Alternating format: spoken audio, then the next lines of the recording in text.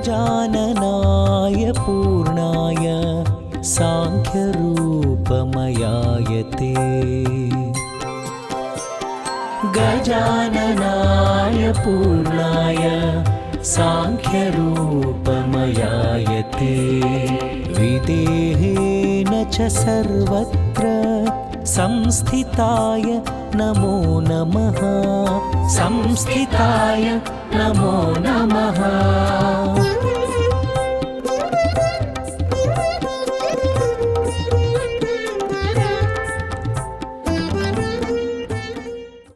నమస్కారం, welcome to iDream ధర్మ మార్గం కార్యక్రమానికి స్వాగతం.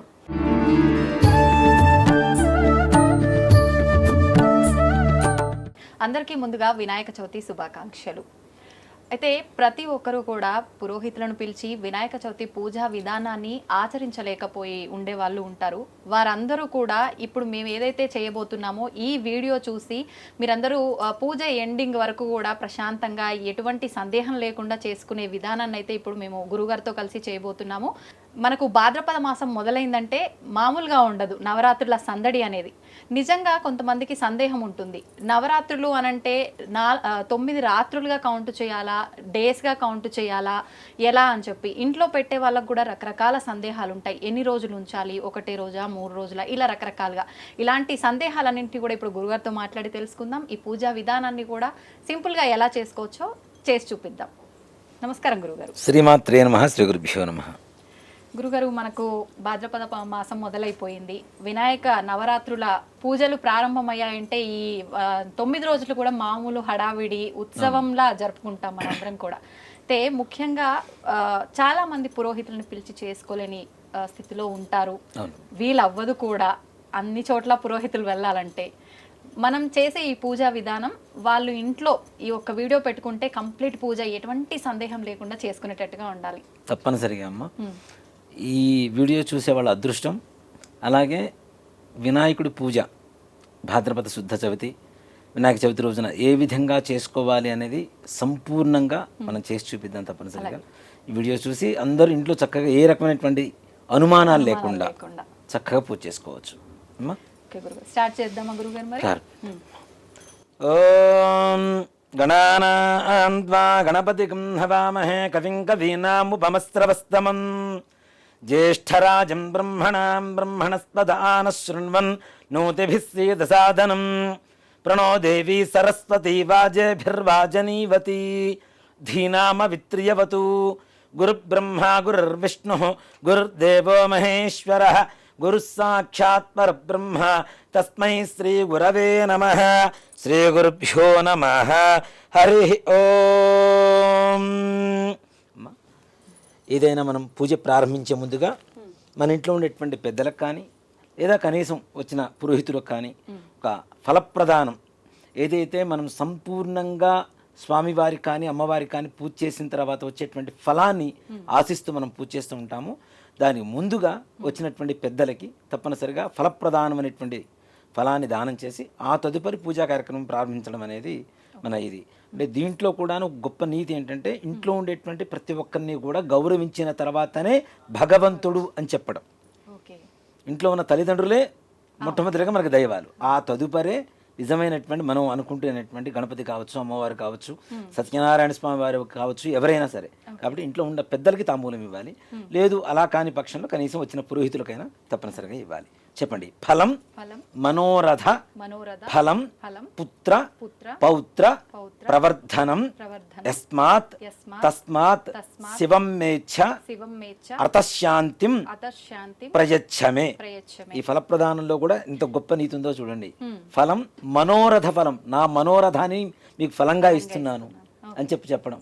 పుత్ర పౌత్ర ప్రవర్ధనం, పుత్రులు పౌత్రులు వంశాభివృద్ధి కలగాలి ఈ యొక్క ఫలప్రదానంతో అని చెప్పి సంకల్పం అన్నమాట. ఈ మంత్రం చెప్తూ ఇవ్వాలి. లేదు మీరు అవకాశం మంత్రం చెప్పుకునేటువంటి అవకాశం లేకపోతే కనీసం ఫలప్రదానం ఎవరికైనా ఇచ్చేసైనా సరే ఇంట్లో పెద్దలకి పూజ ప్రారంభించవచ్చు. ఇప్పుడు మీరు తీసుకోండి. ఫలప్రదానం తుభ్యమహం సంప్రదతే అన్న మమ కల్పోక్త ప్రకారేణ ఫలప్రదాన సంపూర్ణ సకల ఫలావాప్తిరస్తు.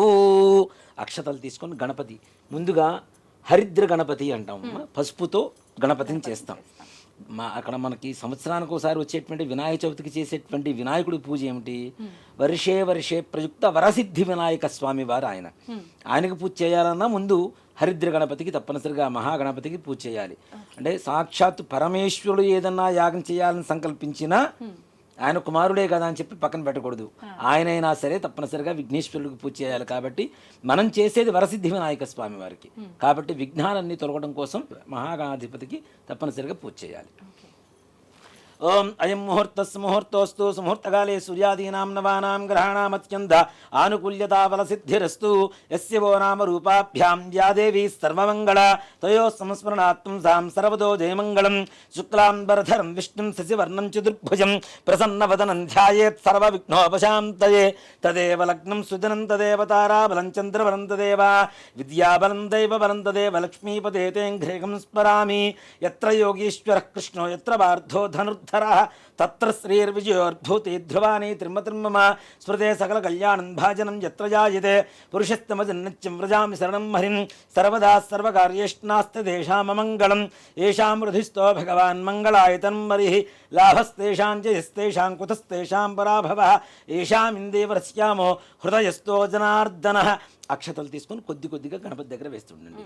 ఆపదామపహర్తారం దాతారం సర్వసంపదాం లోకాభిరామం శ్రీరామం భూజో భూజో నమామ్యహం సర్వమంగళమాంగళ్యే శివే సర్వార్థసాధకే శరణ్యే త్రయంబకే దేవి నారాయణి నమోస్తుతే.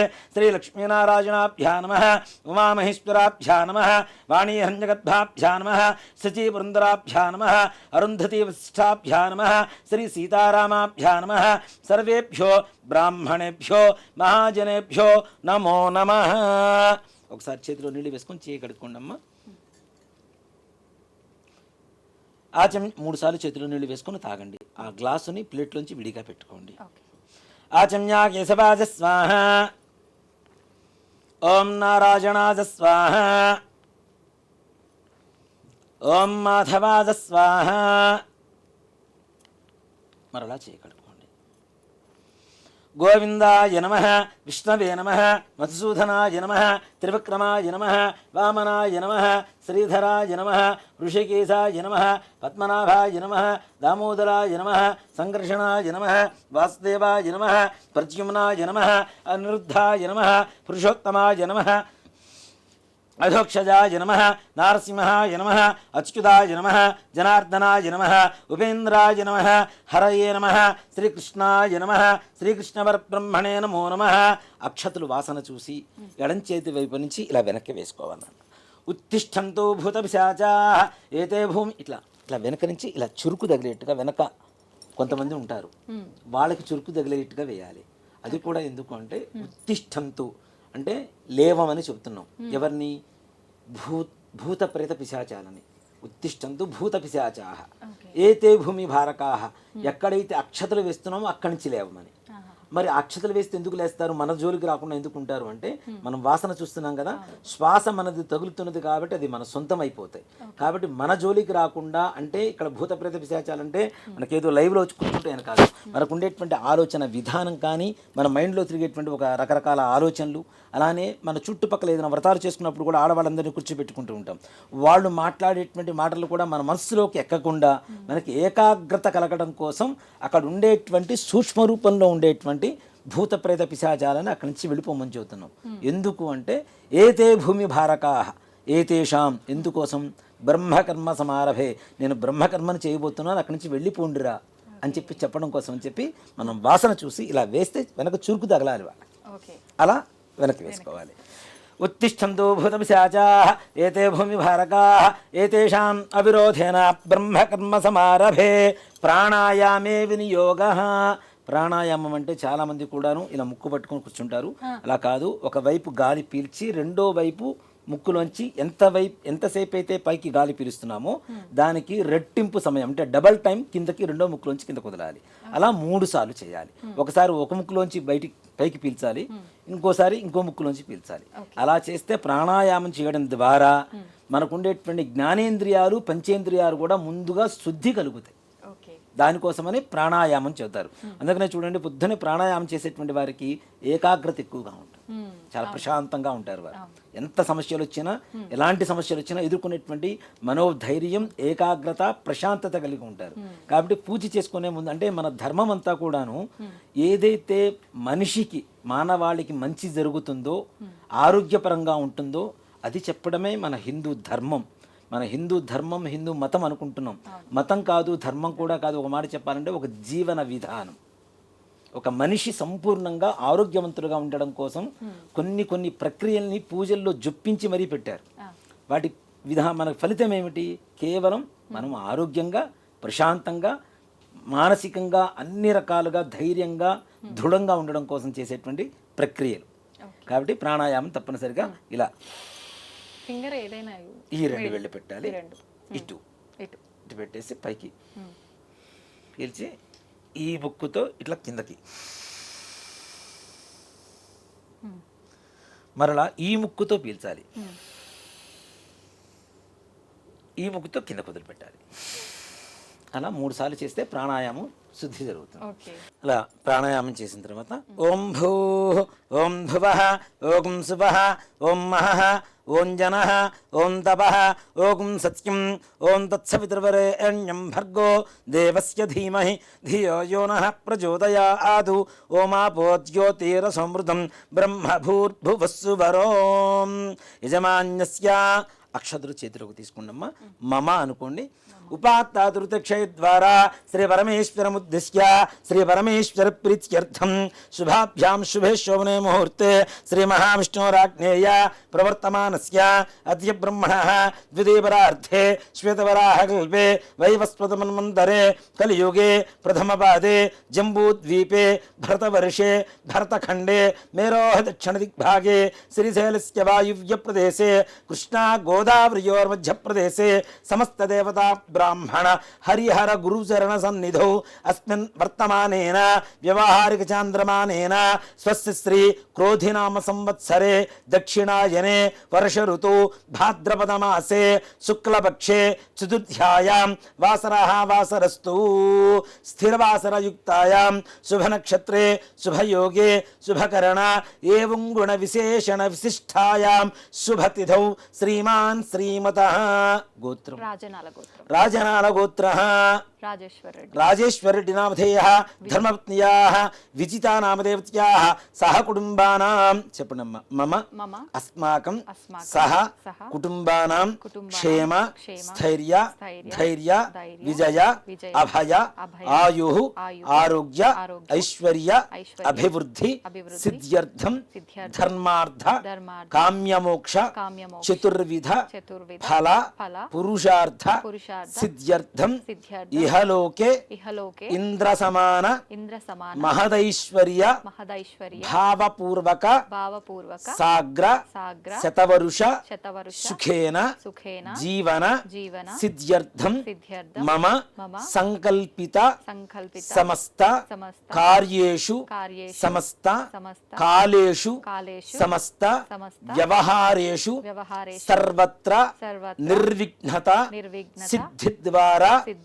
సర్వత్ర దిగ్విజయత ప్రాప్తి సిద్ధ్యర్థం వర్షే ప్రయుక్త శ్రీ వరసిద్ధి వినాయక స్వామి దేవత పరిపూర్ణ అనుగ్రహ ప్రసాద సిద్ధ్యర్థం వర్షే ప్రయుక్త శ్రీ వరసిద్ధి వినాయక స్వామి దేవత వ్రత ఆఖ్యం కర్మ కరిష్యే ఆదౌ నిర్విఘ్నేన పరిసమ అవాప్త్యర్థం శ్రీ మహాగణాధిపతి దేవత పూజాంచ కరిష్యే.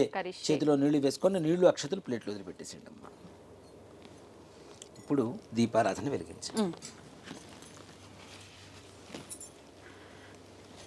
గురుగారు, దీపారాధన అంటే నాకు ఒక చిన్న డౌట్ వచ్చింది. అగ్గిపుల్లతో డైరెక్ట్ దీపారాధన చేయరాదు, అగరబత్తికి వెలిగించి అంటారు కదా, అసలు నిజమేనా? మనకి హారతి ఇచ్చేటువంటి ఏకహారతి ఉంటుంది కదా, ఇలా అన్నమాట. ఏకహారతిలో ఇలా ఒత్తి ఒకటి వేసుకొని ఈ ఒత్తిని వెలిగించి దీంతో దీపారాధన చేయడం అనేది ఉత్తమమైనటువంటి మార్గం. ఇలా కాని పక్షంలో కనీసం అగరబత్తితో అయినా వెలిగించాలి. ఇవన్నీ కృత్రిమంగా తయారయ్యేటువంటి అగ్నే కదా, కాబట్టి అలా కాకుండా ఏదైనా ప్రకృతి ధర్మంగా ఉండేటువంటి వాటితో వెలిగించడం అనేది ఉత్తమం. దీన్ని మోహిని దీపం అంటారు. మోహిని దీపం అంటారు. కాబట్టి దీనితో వెలిగించడం అనేది మంచిది. దానివల్ల ఇలాంటి దీపారాధన చేయడం వల్ల సకల ఆకర్షణ యోగం కూడా కలుగుతుందని చెప్పి శాస్త్రాలు చెప్తాం. కాబట్టి మోహిని అంటే మోహనం, మోహించడం అంటే ఆకర్షణ కదా, కాబట్టి మోహిని దీపం అంటారు. కాబట్టి అలా దీపారాధన చేయడం అనేది ఉత్తమం. ఇలా ఏకహారతి పెట్టుకున్నప్పుడు కూడా ఏకహారతి కూడా కొద్ది గంధం పెట్టి కుంకుమ బొట్టు పెట్టి వెలిగించి వాటితో దీపారాధన వెలిగించడం అనేది ఉత్తమమైనటువంటి మార్గం. అయితే గురుగారు, ఇప్పుడు ఇట్లా ప్రత్యేకమైన పూజలు అప్పుడైనా నిత్య దీపారాధన కూడా అలా ప్రతినిత్యం కూడా తప్పనిసరిగా ఇలానే దీపం వెలిగించాలి. ఓకే, ఇప్పుడు బొట్టు పెట్టేసి గజాననాయ పూర్ణాయ సాంఖ్యరూపమయాయతే గజాననాయ పూర్ణాయ సాంఖ్యరూపమయాయతే విదేహేన చ సర్వత్ర సంస్థితాయ. ఓం ఉద్దీప్యస్వజాతవేదో భగ్ననృతిం మమ పశుగుహ్యమహ్యమావహ జీవనంచ దిశో దిశ. దీపారాధనలో కూడాను చాలా మంది ఎటు పడితే అటు ముందు వెలిగిస్తుంటారు. కాబట్టి మొట్టమొదటిగా దక్షిణం వైపు ఉండేటువంటి దీపారాధన వెలిగించి తర్వాత ఉత్తర సమాప్తిగా ఇటువైపు వెలిగించుకోవాలి. ఓం ఉద్దీప్యస్వజాతవేదో భగ్నం నృతం మమ పశుగుహ్యమహ్యమావహ జీవనంచ దిశో దిశ. సాధ్యం త్రివృత్య సంయుక్తం వహ్నినా యోచితం ప్రియం గృహాణ మంగళం దీపం త్రైలోక్యం దివిరాపః భక్త్యా దీపం ప్రజత్యామి దేవాయ పరమాత్మనే త్రాహి మాన్నర్గాత్ ఘోర దివ్య జ్యోతిర్నమోస్తుతే. దీపరాజాయ విద్మహే స్వప్రకాశాయ ధీమహి తన్నో జ్యోతి ప్రచోదయాతు. దీపమూలే గంధపుష్ప అక్షతైః రభ్యత్యా.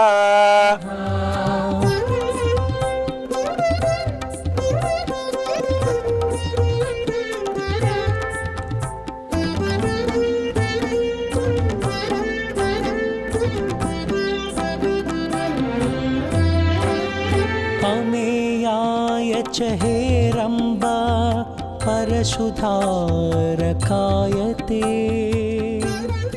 గురుగారు, ఒత్తుల విషయంలో కూడా ఎన్ని ఒత్తులు వేయాలి? 2 ఒత్తులు కలిపి ఒక ఒత్తిలా చేయాలా, లేదంటే అసలు ఏ రకంగా?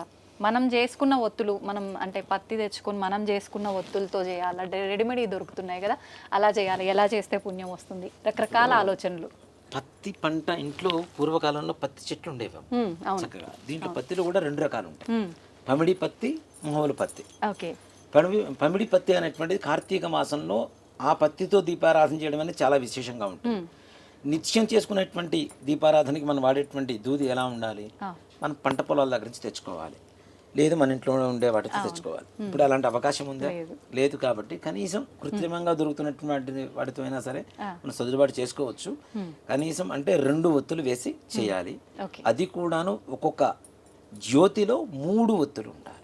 3 ఒత్తులు అంటే ఇప్పుడు దీంట్లో 3 సాధ్యం త్రివర్తి సంయుక్తం.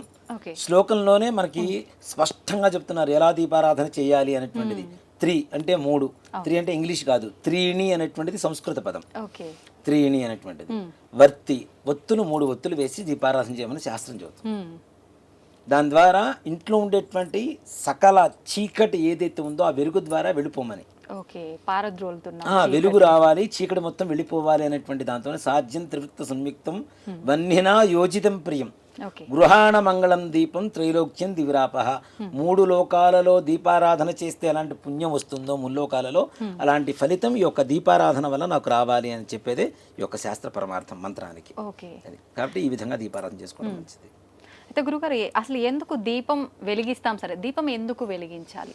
మొట్టమొదటిగా చెప్పాలి అంటే పూర్వకాలంలో దీపారాధన చేయటం అనేటువంటిది దేవతలకి, అంటే చీకట్లో ఏ పని చేయకూడదు.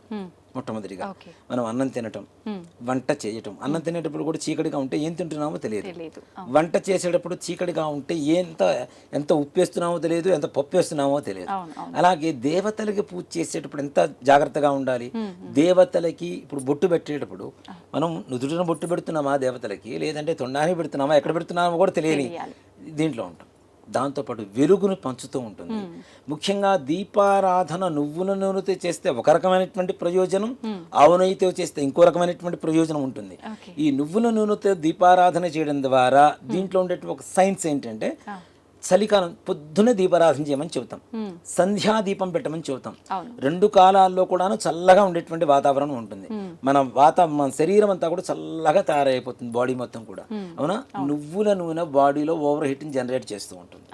దాని ద్వారా దీపారాధన చేయడం ద్వారా మనకు కావాల్సినటువంటి ఉష్ణాన్ని మన శరీరానికి అందిస్తుంది. ఓకే. సమశీతోష్ణాలు అంటే ఉష్ణం, వేడి, చల్లదం రెండింటిని ఈక్వల్ చేస్తుంది. అలాగే ఓకే. శాస్త్రం ప్రకారం తీసుకుంటే నువ్వుల నూనెతో చేసినటువంటి దీపారాధన ఒత్తి ద్వారా వచ్చేటువంటి పొగ ఏదైతే ఉంటుందో, యమధర్మరాజు ప్రాణం తీసుకెళ్ళడానికి వచ్చినటువంటి యమధర్మరాజు కూడా ఆ నువ్వుల నూనెతో ఒత్తి ద్వారా వచ్చేటువంటి పొగను పీల్చి ప్రాణం తీసుకున్నంత ఆనందపడి అక్కడి నుంచి వెళ్ళిపోతాడట. మృత్యుదోష నివారణ కలుగుతుంది. కాబట్టి దీపారాధన ఎందుకు చేయాలంటే అసలు దీనికోసమే, వెలుగు కోసం, మన ఆరోగ్యం కోసం, అలాగే భగవంతుడికి ప్రీతికరంగా ఉండడం కోసం. మనకు ఉండేటువంటి మృత్యు దోషాలు దీంట్లో చూడండి, నువ్వుల నూనె శనికి వాడతాం మృత్యు దోషాలు పోవడానికి, పత్తి శనికి వాడతాం, అది కూడా మృత్యు దోషాలు పోవడానికి. అంటే చెప్తున్నా కదా, మన ధర్మం అనేది సర్వసాధారణమైనటువంటి ధర్మం అయితే కాదు. ఆ విధానం అనేది ఎంతో లోతుగా వెళ్ళి ఆలోచిస్తే, వాటి గురించి తెలుసుకుంటే ఎవరు దీపారాధన చేయకుండా ఉండరు ఇంట్లో. అవును, తెలియాలి అసలు దాని వెనకాల కాన్సెప్ట్ ఏంది, ఆంతర్యం ఏంటి అని. మనం 1,000,000 దీపాలు పెడతాం, అంతే, 1,00,000 దీపాలు పెడుతున్నాం. దీపాలు పెట్టంగానే సరికాదు, వాటికి ఉండేటువంటి ప్రాముఖ్యత ఏంటి అనేది తెలుసుకుంటే. సాధారణంగా ప్రతి ఒక్కరు కూడా పూజ చేస్తే, నిత్యం దీపారాధన చేస్తే పాజిటివ్ గా ఉంటుంది చాలా అని అనుకుంటారు, కానీ హెల్త్ కి అన్నిటికీ సంబంధం ఉంది. ఇప్పుడు చీకటిగా ఉంది నాన్న, ఒక గదిలో లైట్ వేస్తే వెలుతురు వస్తుంది. అలాగే ఇక్కడ దేవుడి దగ్గర దీపం పెడుతున్నాం కదా, మన జీవితంలోకి వెలుగు రావడం కోసం పెడుతున్నాం. మనం అన్ని దేవుడి కోసం చేస్తున్నామని మనం చెబుతాం. దేవుడికి చేసేటువంటి ప్రతి ఒక్కటి మన కోసం మనం చేసుకునేటువంటి పూజ. ఆయనకి చేస్తున్నాము అంటే మనకు చేసుకుంటున్నాం అంతే. అది గురుగారు, ఇప్పుడు వినాయక చవితి రోజు కూడా గణపయ్య ముందు కొంతమంది అఖండ దీపం అని చెప్పి మట్టి ప్రమిదలో పెడుతుంటారు, అలా పెట్టాలా ఖచ్చితంగా? అలా ఏం లేదమ్మా, 9 రోజులు అలా గణపతి నవరాత్రులు మొత్తం 9 రోజులు కూడా పెట్టుకునేటువంటి విధానం ఉంటే పెట్టుకోవచ్చు. ఒక మాట చెప్పాలి అంటే, ఇంట్లో చేసుకునేటువంటి పూజా విధానానికి అఖండంతో సంబంధం లేదు. నిత్యం దీపారాధన, ఉదయం దీపారాధన చేస్తాం. మరలా చాలా మంది ఏం చేస్తారంటే, వినాయక చవితి పూజ చేసిన తర్వాత ఉదయం పూట, సాయంత్రం పూట వదిలేస్తారు. మరలా సంధ్యా సమయంలో కూడా ఆయనకి దీపారాధన పెట్టవలసిందే తప్పనిసరిగా. మరుసటి రోజు పొద్దునే విసర్జన చేస్తాం కదా, తీసుకెళ్ళి నిమజ్జనం చేయడానికి తీసుకెళ్తాం కదా. ఈ నిమజ్జనం చేయడానికి ముందు కూడా తప్పనిసరిగా దీపారాధన చేసి, అవసర నైవేద్యం ఏదైనా పంచదార కావచ్చు, బెల్లం కావచ్చు, పండు కావచ్చు, ఫలం కావచ్చు, ఏదైనా నివేదన పెట్టిన తరువాతనే అక్కడి నుంచి స్వామి వారిని యథాస్థానం చెప్పి మనం నిమజ్జనం చేయడానికి తీసుకెళ్ళాలి తప్పనిసరిగా. నెక్స్ట్ పూజా విధానం తప్పనిసరిగా. దీపరాజాయ విద్మహే స్వప్రకాశాయ ధీమహి తన్నో జ్యోతి ప్రచోదయాదు. దీపమూలే గంధపుష్ప అక్షతైరభ్యత్య. మనం ముందుగానే దీపారాధనకి బొట్టు పెట్టాం కాబట్టి ఎవరైనా అవకాశం ఉన్నవాళ్ళు ముందుగా పెట్టుకోవచ్చు. లేదు కనీసం దీపారాధన చేసిన తర్వాత అయినా సరే కుంకుమ గంధం తప్పనిసరిగా దీపారాధన 3 చోట్ల బొట్టు పెట్టడం అనేది సంప్రదాయంగా చేయాలి అమ్మా. తంగా కలశారాధనం కరిష్యే. ఈ 2వ చెంబు ఒకటి తీసుకోవాలి. ఇందాక మనం ఆచమనం చేసినటువంటి పంచపాత్ర ఏదైతే ఉందో అది ఎంగిలిపోయింది కదా, మనం నీళ్లు తీసుకొని తాగేసాం కదా, కాబట్టి అవి ఎంగిలిపోయింది. దేవుడికి చేసేటువంటి పూజలో వాడేటువంటి నీళ్లు ఎలా ఉండాలంటే, వేరే కలశంలో ఒక చెంబులో కానీ గ్లాసులో కానీ తప్పనిసరిగా నీళ్లు తీసుకొని దానికి చుట్టూ గంధం పూసి కుంకుమతో బొట్టు పెట్టండి. కలశస్థముఖే విష్ణు కంఠే రుద్రస్తమాశ్రితః మూలే తత్రశ్రుతో బ్రహ్మ మధ్యే మాతృగణాస్పృతాః కుక్షౌతు సాగరాः సర్వే సప్తద్వీపావసుంధర ఋగ్వేదోధ యజుర్వేదः సామవేదోహ్యధర్వణः అంగైః సహితాः సర్వే కలశాం సమాశ్రితాః. ఈ తమలపాకున్నాను ఇలా తీసుకొని ఇలా పోల్చి పట్టుకోవాలి. ఓకే. ఓం ఆ కలసే శుధావతి పవిత్రే పరిషిచ్యతే ఉక్తేర్యజ్ఞేషు వర్ధతే ఆపో వాయుదకం సర్వం విశ్వాభూతాన్యాప ప్రాణావాప ప్రతిభ ఆపోన్నమాపోమృతమాప సంద్రాడాపో విరాళాపస్పరాడాపస్తిందాగుష్యాపో జ్యోతిగుష్యాపో యుజగుష్యాప సత్యమాప సర్వా దేవత ఆపో భూవస్తువరాపవో. తోను బాగుని ఆ చెంబులు వేసి చుట్టూ తిప్పుతూ ఉండండి. గంగేశమునే కృష్ణ గోదావరి సరస్వతి నర్మదే సింధు కావేరీ జలేస్మిన్ సన్నిధిం కురు కావేరీ తుంగభద్రా చ కృష్ణ విన్యాస గౌతమి భాగీరథీ చ విఖ్యాత పంచగంగా ప్రకీర్తితా.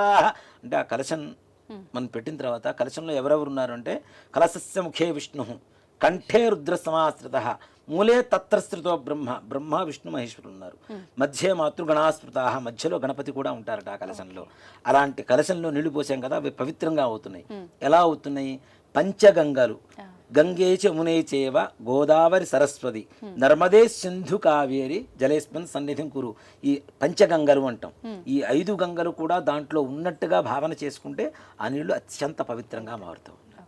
కాబట్టి ఆ కలశంలో విష్ణుమూర్తిని బ్రహ్మని ఈశ్వరుని గణపతిని ఉన్నారు కాబట్టి వాళ్ళకి ఇందాక మనం ఇట్లా చేపెట్టాం కదా ప్రాణప్రతిష్ఠ చేసినట్టు. చేసిన తర్వాత దాంట్లో ఎలాంటి నీళ్లు పోయారు అంటే పంచగంగల నుంచి తీసుకొచ్చినటువంటి నీళ్లను వాడాలని. మనం తీసుకురాలేం కాబట్టి ఏదైతే మంత్రంతో శుద్ధి జరుగుతుందో అవే పంచగంగలుగా మారుతూ ఉంటాయి. కాబట్టి అలాంటి నీళ్లతోనే భగవంతుడు పూజ మొత్తం చేయాలి. అలాగే ఇది కలశ ఆరాధన అంటారు. కలశం అంటే దేవుడు ముందు పెట్టేటువంటి కలశం వేరు, కలశ ఆరాధన వేరు. ఈ కలశారాధన ఏదైతే చేస్తామో పూజ అయిపోయేంత వరకు దాన్ని కదిలించకూడదు. ఈ కలశం దాని ఉత్తర కలశం అంటారు. అలాగే కలశ ఆరాధన అంటారు. ఆ కలశాన్ని కదిలించాము అంటే పూజ పూర్తయిపోయినట్టే లెక్క. ఓకే. మామూలుగా అందరం అనుకుంటాం దేవుడు ముందు పెట్టే కలశం అది కాదు. ఇది కదిలిస్తే మాత్రం తప్పనిసరిగా పూజ పూర్తి అయిపోయినట్టే లెక్క. కాబట్టి ఈ కలశారాధన అంటే పంచగంగలు వచ్చి అక్కడ ఉన్నాయి కదా, మరి ఆ నీళ్లను మొత్తం వాడుకోవాలంటే ఒకసారి కదిలిస్తే అయిపోయినట్టే కదా. అంటే అప్పటికి పూజ సమాప్తం కాకముందే మనం తెలియక కదిలించినాం అనుకోండి గురుగారు, అది ఇంకా లెక్కలోకి రాదు. కాబట్టి ఇప్పటి నుంచైనా కనీసం ఇప్పటి నుంచైనా అలా కలశారాధన చేసినటువంటి కలశాన్ని మాత్రం చెంబును మాత్రం అక్కడి నుంచి కదిలించడం అనేది మాత్రం నిషేధం. ఈ పూజా ద్రవ్యాన్ని నీళ్లు చల్లండి నాన్న. కలశోదకేన పూజా ద్రవ్యాన్ని సంప్రోక్ష్య దేవం ఈ గణపతి మీద చల్లండి, మీ మీద చల్లుకోండి. ఆత్మాంత్య సంప్రోక్ష్య పూజా ద్రవ్యాల మీద చల్లాం. తీసుకొచ్చిన ఏదైతే ప్రతిమ ఉందో గణపతి ఉన్నాడో వాళ్ళ మీద చల్లాం. ఆత్మాంత్య సంప్రోక్ష మనం సంప్రోక్షణం అయ్యాం. ఇప్పుడు శుద్ధి పొందాం. ఇప్పుడు దేవత పూజ చేయడానికి అర్హత కలుగుతుంది మనకి. అదే దేవం సంప్రోక్ష ఆత్మాంత్య సంప్రోక్ష తదంగ ప్రాణప్రతిష్టాపనం కరిష్యే. కొద్దిగా అక్షతలు తీసుకొని గణపతి దగ్గర వెళ్ళినా చెప్పినప్పుడు ఓం గణానా గణపతి హవామహే కవిం కవీనా భువమస్త్రవస్తమం జ్యేష్ఠరాజం బ్రహ్మణాం బ్రహ్మణస్పద ఆనశృణ్వన్నోతిభిः సీదసాదనం హరిద్రవింబేస్మిన్ శ్రీమన్మహాగణాధిపతిమావాహయామి స్థాపయామి పూజయామి. గణపతిని రమ్మని చెప్పి పిలిచాం. ఆవాహయామి స్థాపయామి పూజయామి. ఇప్పుడు తమలపాకు తీసుకుని అలా బోలిచ్చి ఆయన మీద అలా పట్టుకోండి. ఓం అసని దే పునరస్మాశ పునఃప్రాణమిహనో దేభోగం జోక్పస్సే మసూర్యముచరోద వనముదే మృళయ ఆనస్తస్తి అమృతం వై ప్రాణామృతమాప ప్రాణానే వైధాస్థాన ముపక్వయతే. అక్షతలు తీసుకోండి, చెప్పండి. స్వామిన్ సర్వ జగన్నాథ యావత్ పూజ వసానకం తావత్వం ప్రీతి భావేన బింబేస్మిన్ సన్నిధిం కురు. అయ్యా వచ్చి కూర్చోవయ్యా అని చెప్పడం. అక్కడ అక్షరాలు వేయండి. స్థిరో భవ వరదో భవ సుముఖో భవ సుప్రసన్నో భవ స్థిరాసనం గురు. ధ్యానం. వచ్చిన గణపతికి నమస్కారం చేసుకోండి. ఓం శుక్లాంబరధరం విష్ణుం శశివర్ణం చతుర్భుజం ప్రసన్నవదనం ధ్యాయేత్ సర్వ విఘ్నోపశాంతయే. అక్షతలు తీసుకొని గణపతి దగ్గర వేయండి అమ్మ. శ్రీమన్మహాగణాధిపతయే నమః. ధ్యాయామి, ధ్యానం సమర్పయామి, ఆవాహయామి. మరలా కొద్దిగా అక్షతలు. ఆవాహయామి సువర్ణరత్న ఖచిత హేమ సింహాసనం సమర్పయామి. తమలపాకుతో నీళ్లు అలా చూపించేసి ఆ ప్లేట్లో 3 సార్లు వదిలిపెట్టాలి. పాదయో పాద్యం సమర్పయామి, హస్తయో అర్ఘ్యం సమర్పయామి, ముఖే ఆచమనీయం సమర్పయామి. గణపతి వచ్చాడు, ప్రార్థన చేశాం. ఆయనకి ఏం చేయాలి? హస్తయో అర్ఘ్యం చేతులు కడుక్కోవడానికి నీళ్లు, పాదయో పాద్యం కాళ్ళు కడుక్కోవడానికి నీళ్ళు ఇచ్చాం, ముఖే ఆచమనీయం తాగడానికి మంచినీళ్ళు ఇచ్చాం. మనం ఇంట్లో నిత్యం ఒక బంధువులు కానీ మనం కానీ చేసుకునేటువంటి ప్రక్రియలు ఏవైతే ఉన్నాయో ఉపచారాలన్నీ కూడాను వాటిని షోడశ ఉపచారాలు అంటారు.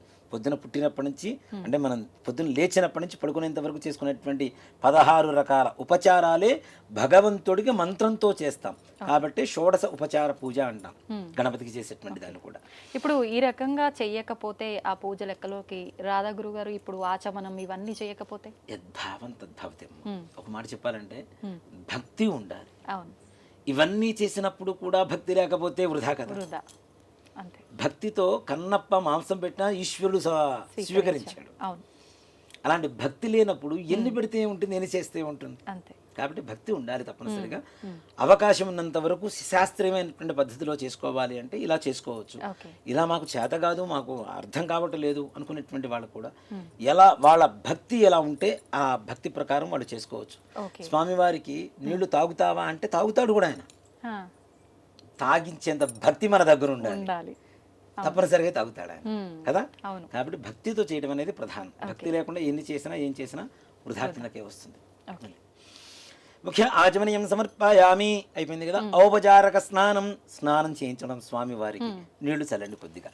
ఓం మా భోయిష్ఠామయ భోస్తాన ఊర్జేత ధాతన మహేరణాయ చక్షసే యోవశ్చవతమోరసస్తస్య భాజేతే హనః ఉషతీరవ మాతరః తస్మా అరంగమామవో యస్సక్షయా జజన్మథ ఆపో జనయథా జనః ఇది శుద్ధోదక స్నానం సమర్పయామి. మరలా నీళ్ళు అక్కడ చూపించేసి ప్లేట్లో వదిలిపెట్టేసండి.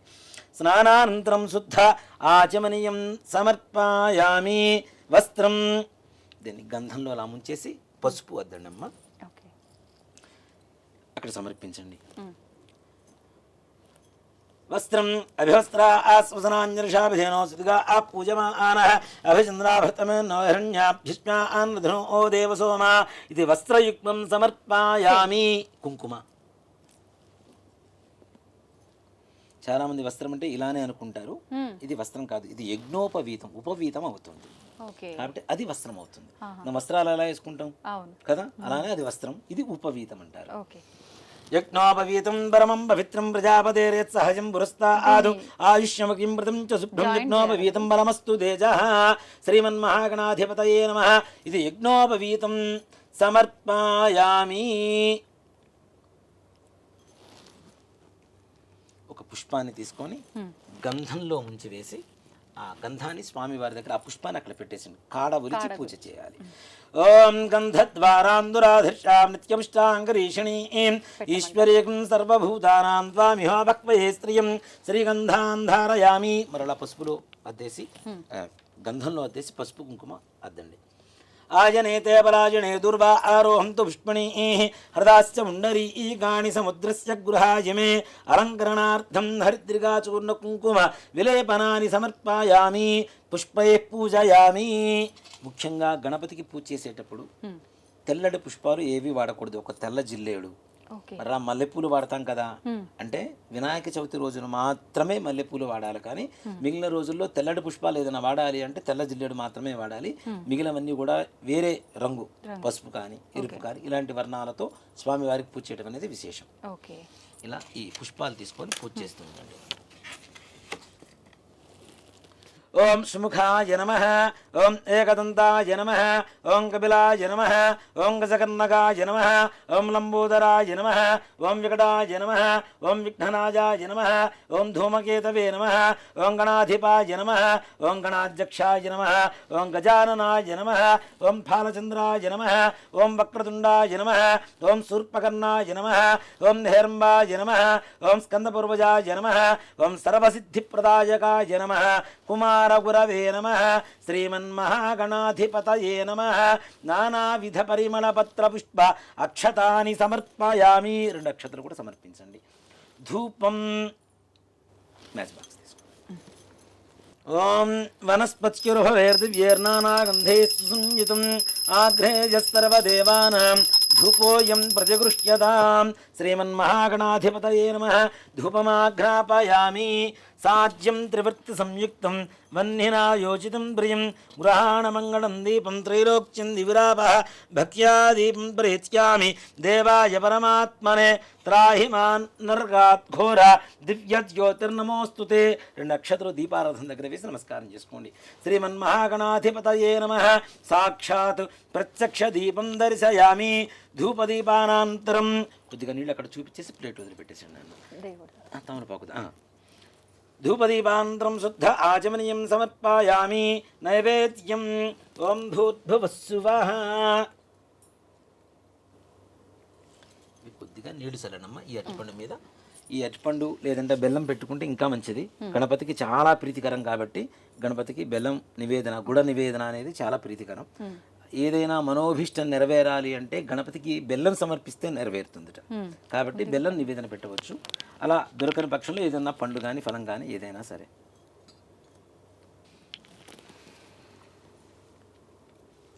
నీళ్ళు చల్లండి బెల్లం మీద అరటిపండు మీద. ఓం భూర్భువస్సువః తత్సవితుర్వరేణ్యం భర్గో దేవస్య ధీమహి. ఇలా చుట్టూ తిప్పాలి. సత్యం వర్త్యేన పరిషింత్యామి అమృతమస్తో అమృతోపస్తరమసి. శ్రీమన్మహాగణాధిపతయే నమః.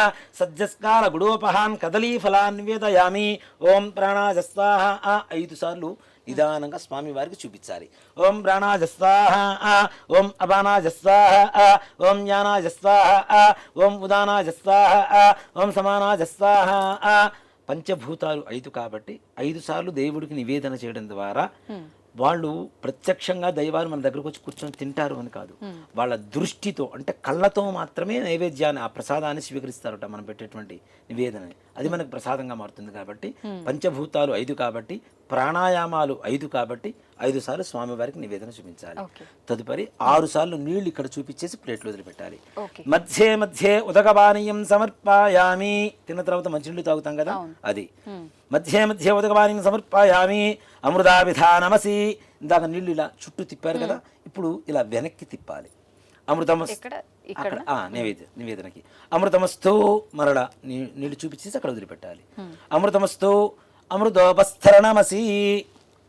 హస్తౌ ప్రక్షాళయామి. చేయగడుకుంటాం కదా అలా. పాదౌ ప్రక్షాళయామి. తిన్న తర్వాత చేయగడుకుంటాం, కాళ్ళు కడుక్కుంటాం. అలానే పాదౌ ప్రక్షాళయామి. అన్ని తిన్న తర్వాత కొద్దిగా మంచినీళ్ళు తాగుతాం. శుద్ధ ఆచమనీయం సమర్పయామి. తాంబూలం తిన్న తర్వాత ఏం చేస్తాం? తాంబూలం తింటాం కదా, ఇది కూడా అంతే. స్వామివారికి ఇలా తాంబూలం పెట్టేసి అలా స్వామివారికి చూపించేసి అటు పక్కన పెట్టేసేయండి. పూగీవలైస్తగర్పూరేర్నాగవల్లీధలేరుచితం ముక్తాచూర్ణ సమాయుక్తం తాంబూలం ప్రతిగృష్యతాం. తాంబూలం సమర్పయామి. తాంబూల ఆచరణానంతరం మరలా కొద్దిగా నీళ్ళు అక్కడ చూపించేసి వదిలిపెట్టాలి. తాంబూల ఆచరణానంతరం శుద్ధ ఆచమనీయం సమర్పయామి. కర్పూర ఆనందమంగళ నీరాజనం. తాంబూలం సమర్పయామి. తాంబూలాచరణానంతరం శుద్ధ ఆచమనీయం సమర్పయామి. కర్పూర ఆనందమంగళ నీరాజనం.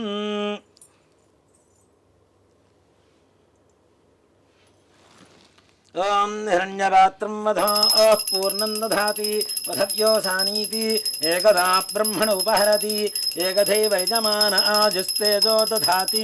శ్రీమన్మహాగణాధిపతయే నమః. కర్పూర ఆనందమంగళ నీరాజనం దర్శయామి. నీరాజనానంతరం శుద్ధ ఆచమనీయం సమర్పయామి. జై శ్రీమద్రమణ గోవింద హరి హర నమః పార్వతీపతయే హర హర మహాదేవ హర. జయ బోలో గజానన్ మహారాజు కీ జై. ఇందాక మనం హారతి ఇచ్చిన తర్వాత కూడా మరలా మీరు నీళ్ళు అలా చూపించేసి అక్కడ వేశారు కదా, చాలా మంది ఈ ఏకహారతి మీద వేస్తూ ఉంటారు నీళ్లు కదా. కానీ ఏకహారతి మీద కూడా వెయ్యాలి. దేనికి అంటే అది వేడి ఎక్కుతుంది కాబట్టి ఆ వేడి మన చేతి దాకా రాకుండా ఉండేందుకు దాని మీద నీళ్లు వేస్తారు. అది సంప్రదాయం లాగా మారింది. కానీ స్వామివారికి దాని మీద ఏకహారతి మీద నీళ్లు ఎన్ని వేసినా స్వామివారికి చూపించినటువంటి నీళ్లు మళ్ళీ ఆ ప్లేట్ వదిలిపెట్టడం అనేది మాత్రం తప్పనిసరి. ఇప్పుడు హారతి పొగ వచ్చింది, చేతికి పొగ అయినప్పుడు మనం శుభ్రంగా ఇచ్చేసుకుంటాము. అలాగే స్వామి వారికి హారతి అద్దాం కాబట్టి శుద్ధ ఆచమనీయం అనేది తప్పనిసరిగా చేయాలి. మంత్రపుష్పం సుమకస్తేక దంతశ్చ కవిలో గజకర్ణక లంబోదరస్య వికటో విఘ్నరాజో. అక్షతలు ఓం శముఖస్తేకదంతస్యాగమిలో గజకర్ణకః లంబోదర్స్య ఫుడో విఘ్నరాజోగణాధిపः ధూమకేతుర్గణాధ్యక్షపాల చంద్రోగజాననः వక్రతుండः శూర్పకర్ణో హేరంబస్కందపూర్వజः షోడశైతాని నామాని పఠేచ్చునియాదిభిः విద్యారంభే వివాహే చ ప్రవేశే నిర్గమే తదా సంగ్రామే సర్వకార్యేషు విఘ్నస్తస్య న జాయతే తత్పురుషాయ విద్మహే వక్రతుండాయ ధీమహి తన్నో దంతి ప్రచోదయాత్ శ్రీమన్మహాగణాధిపతయే నమః పాదారవిందయో దివ్య సువర్ణ మంత్ర పుష్పాంజనం సమర్పయామి. అక్షతలు తీసుకొని మనస్సులో ప్రదక్షిణ చేస్తున్నట్టుగా భావన చేసుకోవాలి. ఓకే.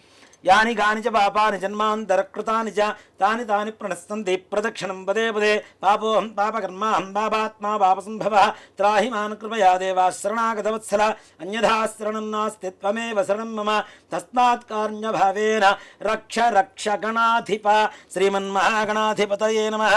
ఆత్మప్రదక్షిణ నమస్కారాన్ని సమర్పయామి. పునః పూజాంచ కరిష్యే. మరళాక్షతలు తీసుకుని కొద్ది కొద్దిగా వేస్తూ ఉండండి.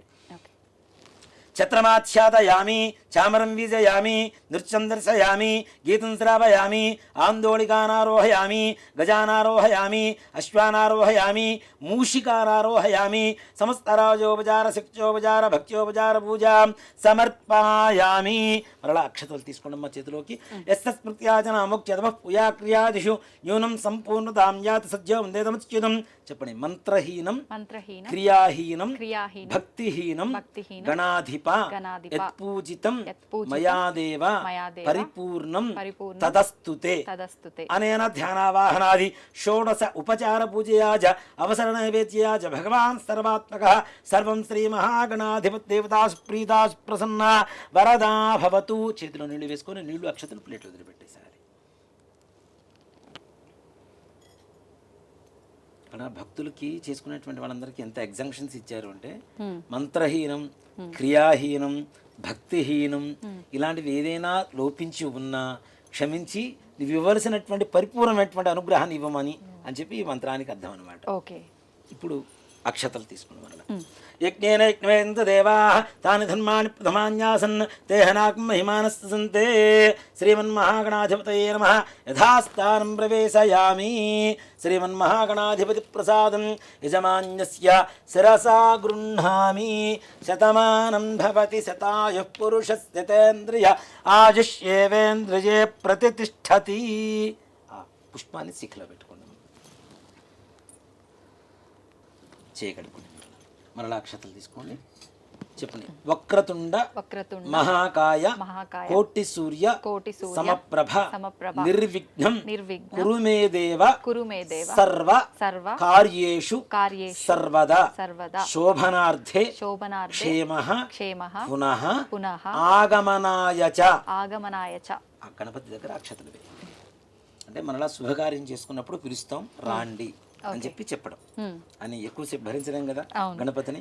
కాబట్టి ఆయన కైలాసానికి పంపించేటప్పుడు మరలా శోభనార్థే శుభకార్యం చేసుకున్నప్పుడు క్షేమ పునరా ఆగమనాయచ మరలా రాండయ్య అని చెప్పి చెప్పడం.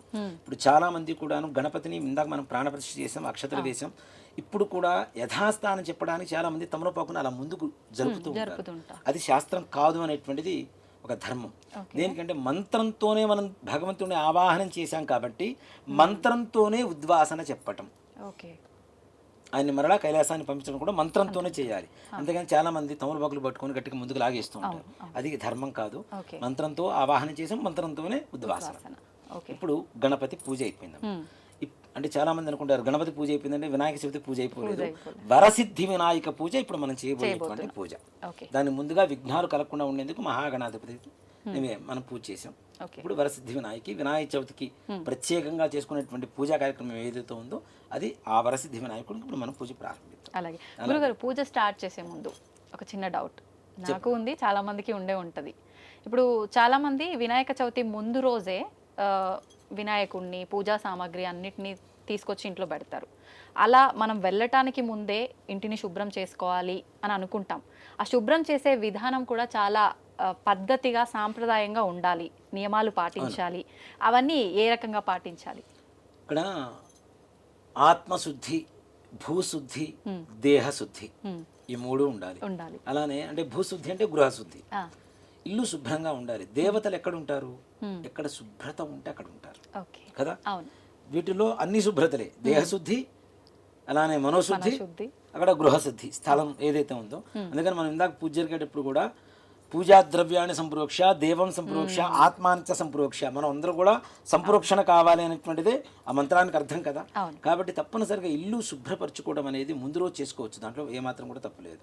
అలాగే ఎక్కడైతే మనం భగవంతుడిని ప్రాణప్రతిష్ఠ చేసుకొని పూజ చేసుకోవాలి అనుకుంటామో, అది పూజా గది కావచ్చు, పూజా గదిలో పక్కన ఇంకో, ఇప్పుడు వినాయక చవితికి పూజా గదిలో పట్టడం కష్టం కాబట్టి ఈ పత్రి ఇవన్నీ పెడుతూ ఉంటాం. ఇవన్నీ పట్టడం కూడా కష్టం అవుతుంది కాబట్టి ఈ పూజా గదికి బయట వైపు కూడా మనం కొంతమంది పూజ ఏర్పాటు చేసుకుంటూ ఉంటాం. అలాంటి సమయంలో తప్పనిసరిగా గోమూత్రం చల్లడం అనేది శుద్ధి. ఓకే, అంత శుభ్రం చేసినా సరే గోమూత్రం చల్లాలి తప్పనిసరిగా. గోమూత్రం దొరకలేదు, కనీసం పసుపు నీళ్ళు, ఓకే, నీళ్లలో కొద్దిగా పసుపు కలుపుకొని ఇల్లంతా చల్లుకోవడం. అలాగే ఆవు పేడ మనకు దొరికితే చక్కగా తీసుకొని పూజా గృహం ఏదైతే మనం పూజ చేస్తూ ఉంటామో ఆ స్థలంలో చక్కగా అలికి ముగ్గులు పెట్టడం అనేది చాలా మంచిది. దేనికంటే మనం గోవు ఉన్నంత స్వచ్ఛంగా ప్రపంచంలో మరో జంతువు లేదు అనేటువంటిది మన నమ్మకం. అవునా? కార్బన్ డైఆక్సైడ్ తీసుకుని ఆక్సిజన్ బయటికి ఇవ్వగలిగినటువంటి ఏకైక ప్రాణి ప్రపంచంలో ఏదైనా ఉంది అంటే అది గోవు మాత్రమే, ఇంకా రెండోది లేదు. అంత పరమ పవిత్రమైనటువంటి గోవు నుంచి వచ్చేటువంటి 5 ఉంటాయి పంచగవ్యాలు అని చెప్పి అంతకుముందు కూడా మనం కొన్ని విషయాలు చెప్పుకొని ఉన్నాం. ఈ పంచగవ్యాల్లో పవిత్రమైనటువంటిది గోమూత్రం, గోమయం కూడా ఉంటుంది. కాబట్టి ఆ గోమయాన్ని చక్కగా తెచ్చుకొని ఇంట్లో అలికి ముగ్గులు పెట్టుకోవడం అనేది. అలాగే మనం విగ్రహం తెచ్చుకోవడానికి సామాగ్రి తెచ్చుకోవడానికి కూడా స్నానం చేయకుండా పోయి విగ్రహాలు సామాగ్రి అవన్నీ తీసుకొచ్చి మనం నీళ్లు చల్లేస్తాం, శుభ్రమైపోతున్నాయి అంటే ఓకే, అమ్మే వాళ్ళ పరిస్థితి వేరు, వాళ్ళ వృత్తి అది. కాబట్టి వాళ్ళు ఎలా ఉన్నారు ఏంటనేది తీసి పక్కన పెడదాం. మనం ఎప్పుడైతే విగ్రహాన్ని స్పృశిస్తున్నామో మనలో ఉండేటువంటి పాజిటివ్ ఎనర్జీ అనేది ఆ విగ్రహంలోకి వెళ్ళిపోతుంది కదా. మన దగ్గర పాజిటివిటీ లేకపోతే మన దగ్గర నెగిటివ్ ఉంటే ఆ నెగిటివ్ వెళ్తుందిగా విగ్రహానికి. మరుసటి రోజు పొద్దున నువ్వు పెట్టి పూజ చేయడం వల్ల నెగిటివ్ వస్తుంది, పాజిటివ్ రావడం లేదుగా కదా. కాబట్టి ముందుగానే శుభ్రంగా మనం ఉండాలి, మన గృహం శుభ్రంగా ఉండాలి, మన మనస్సు శుభ్రంగా ఉండాలి. ఇలా ఉండి విగ్రహం తెచ్చుకోవడం అనేది ఉత్తమం. అసలు ఇవేవి కాదు. ఒక మాట చెప్పాలి అంటే పూర్వకాలంలో, ఇప్పుడంటే విగ్రహాలు తయారు చేసి అమ్ముతున్నారు. గణపతి అసలు ఉండడం అనేది మట్టి స్వరూపంలో ఉంటాడు. ఎవరికి ఏ వస్తువుతో, వెండి, బంగారం, రాగి, కంచు, ఇత్తడి ఇలాంటి ద్రవ్యాలతో విగ్రహాలు తయారు చేయించుకోలేకపోయినా సర్వసాధారణంగా అందరికీ తొందరగా దొరికేటువంటిది మట్టి. అది లేదు అని చెప్పడానికి ఎవరికి సమస్య లేదు కదా. అసలు ఎక్కడ చెప్పడానికి అవకాశం లేదు, లేదని చెప్పడానికి. కాబట్టి నది ఒడ్డున కానీ, చెరువు ఒడ్డున కానీ, లేదా పుట్ట దగ్గర కానీ ఉండేటువంటి మట్టి ఏదైతే ఉంటుందో బంక మట్టి అంటారు దాన్ని, బాగా జిగురు జిగురుగా ఉంటుంది. దాన్ని తీసుకొని వచ్చి చక్కగా విగ్రహం ఇంట్లో తయారు చేసుకుంటే ఇంకా గణపతి సంతోషిస్తాడు. స్వయంగా మన చేతులతో తయారు చేసుకుంటే ఓం గం గణపతయే నమః అనేటువంటి మంత్రం చదువుకుంటూ నిజంగా ఏమీ చేయటం చేత కానీ పిల్లలకు కూడా గణపతి మంత్రాన్ని చదువుతూ చక్కగా చేయగలిగితే తప్పనిసరిగా ఆయన రూపం వచ్చేస్తుంది. అలాగే ఇలా కూడా కాదు, గణపతి ఉపనిషత్ అని ఉంటుంది. గణపతి ఎలా పుట్టాడు, ఏ వర్ణంలో ఉంటాడు అనేటువంటిది ఆ యొక్క అధర్వణ వేదంలో గణపతి గురించి చెప్పబడినటువంటి ఉపనిషత్తు ఉంటుంది. అధర్వణ శీర్ష గణపతి ఉపనిషత్ అని, అది ఆడియోలు దొరుకుతుంది మనకు చక్కగా. అది వింటూ గణపతిని తయారు చేసుకోవచ్చు. అంటే పృథ్వీ తత్వం ఏదైతే నేల ఉంటుందో, పృథ్వీ పంచభూతాలు ఉన్నాయి కదా, పృథ్వీ అంటే నేల, భూమి, భూమి తత్వమే గణపతి తత్వం. జననాన్నిచ్చేటువంటి తత్వం, తనలో కలుపుకునేటువంటి తత్వం. ఒక మట్టి తీసుకొచ్చి చిన్న గిన్నెలో పెట్టేసి ఒక విత్తనం వేస్తే మొలక వస్తుంది. అలాగే ఒక చనిపోయినటువంటి వ్యక్తిని తీసుకెళ్లి భూమిలో పాతి పెడితే కలిసిపోతుంది. తనలో కలుపుకుంటాడు, మనకి కావాల్సింది ఇస్తాడు. ఆ తత్వమే గణపతి తత్వం. అందుకనే భూమి మీద దొరికేటువంటి మట్టితోనే వినాయకుడు విగ్రహాలు తయారు చేయండి రా అని చెప్పేది. కాబట్టి గణపతికి ఇంకోటి కూడా ఏంటండి, మనం అందరం నివసించేది అక్కడ భూమి మీద కదా. మూలాధారే స్థితోసి నిత్యం అని గణపతి మంత్రంలో ఉపనిషత్తులో వస్తుంది. మూలాధార చక్రానికి అధిపతి గణపతి. మూలాధారం మనకేమిటి, భూమే కదా ఆధారం. కాబట్టి అలాంటి పృథ్వీతత్వంతో ఉండేటువంటి మట్టితో గణపతిని తయారు చేస్తే, ఆ గణపతిని తయారు చేసిన తర్వాత మరలా నీళ్లలో వేస్తూ ఉంటే మనకి ఆరోగ్యం లభిస్తూ ఉంటుంది. దాంతోపాటుగా మనకి పత్రి పూజ చేస్తూ ఉంటాం. 21 రకాలు, 21 పత్రాన్ని పూజయామి అని చెప్పి చెబుతూ ఉంటాం. 21 అంటే 21 పత్రి. అసలు వినాయక చవితి పూజ ఎందుకు చెయ్యాలి అనేటువంటి ఒక ఆలోచనకి వస్తే, కేవలం వర్షాకాలంలో భాద్రపద శుద్ధ చవితి రోజున మాత్రమే మనం గణపతికి ఎక్కువగా ఈ పత్రితో పూజ చేస్తూ ఉంటాం. అవును. అవునా? అవును. వర్షాకాలంలో ఏమొస్తాయి జనాలందరికీ? ఇన్ఫెక్షన్స్ ఎక్కువ వస్తాయి. అవును, వ్యాధుల బారిన పడుతుంటాం. జ్వరాలు, జలుబులు, తుమ్ములు, దగ్గులు ఇవన్నీ వస్తుంటాయి. గణపతికి పూజ చేసేటువంటి ఏకవింశతి పత్రంలో ప్రతి ఒక్క దాంట్లో ఔషధీ గుణాలు ఉంటాయి. ఉమ్, వ్యాధి నిరోధక శక్తిని కలిగజేసినటువంటి శక్తి ఉన్నటువంటి పత్రి మాత్రమే గణపతికి పూజ చేస్తున్నాం. ఓకే. అవునా? ఆ. ఈ పత్రి పూజ చేయడం ద్వారా ఏమవుతుంది? పత్రి పూజ చేసి విగ్రహాన్ని పత్రిని తీసుకెళ్ళి ఏం చేస్తాం మనం? నీళ్ళల్లో. నీళ్ళల్లో నిమజ్జనం చేస్తాం. అవును. ఇది నదుల్లో, సముద్రాల్లో, సముద్రంలో కూడా నీళ్లు తాగం మనం. అవును. నదుల్లో, చెరువుల్లో, చెరువుల్లో. బావి, ఇంట్లో ఉండేటువంటి బావి ఇప్పుడు లేవు. అవును, ఇవేవి మనకి దగ్గరలో లేవు. ఉన్న చెరువుల్ని పాడు చేసుకున్నాం, అంతే. ఉన్న నదుల్ని కూడా తొందరగా పాడు చేసుకుంటున్నాం. అన్నీ కలిసి భావి అనేటువంటి మాట భవిష్యత్ తరాలకు ఉంటుందనేది కూడా తెలియదు. తెలియదు. నిజం. వెల్ అంటే బాగున్నారా ఇది ఒకటే అనుకుంటున్నారు కానీ భావి అనేటువంటి పదం కూడా ఎవరికి తెలియదు. తెలియదు. ఇప్పుడున్న పిల్లల్ని అడిగినా కూడా చెప్పలేదు. అవును. అలాంటి పరిస్థితులు వస్తున్నాయి. ఇవన్నీ కూడా తీసుకుని వెళ్ళి దాంట్లో వేయడం ద్వారా ఇప్పుడు వర్షాకాలంలో కొత్త నీరు పాత నీరుతో చేరుతుంది. ఇన్ఫెక్షన్స్ పెరుగుతూ ఉంటాయి, రోగాలు పెరుగుతూ ఉంటాయి. ఈ రోగ నిరోధక శక్తి కలిగినటువంటి పత్రిని తీసుకొని దాంట్లో వేస్తే అవి నాని బాగా లోపల నాని మనకి రోగాలు రాకుండా చేస్తాయి, వచ్చిన రోగాల్ని నిరోధించేలాగా శక్తిని కలుగజేస్తాయి. కాబట్టి వినాయక చవితి భాద్రపద శుద్ధ చవితి రోజున వర్షాకాలంలో పత్రితో పూజ చేసి, ఇప్పుడు విగ్రహాన్ని పూజ చేస్తాం పత్రితో, విగ్రహానికి కూడా ఆ పత్రిలో ఉండేటువంటి ఔషధి గుణాలు వస్తాయి కదా, ఆ మట్టి కూడా స్వీకరించేటువంటి లక్షణం ఉందని చెప్పుకున్నాం కదా. కాబట్టి ఆ విగ్రహాన్ని కూడా తీసుకొని వెళ్ళి నీళ్ళలో కలవడం ద్వారా మనకి ఏ రకమైనటువంటి రోగాలు రాకుండా చేసేందుకు ఈ భాద్రపద శుద్ధ చవితి రోజున వినాయకుడు పూజ చేస్తాం. ఓకే. మనం మన ధర్మం ప్రకారం పూజ, దాంతో సైంటిఫిక్ గా మన ఆరోగ్యానికి సంబంధించి చాలా గొప్ప సైన్స్ మాట చెప్పాలంటే, అంటే సైన్స్ కూడా అందనటువంటి సైన్స్. నిజమే అండి. అంత ఔషధి గుణాలు ఉంటాయి వాటిల్లో.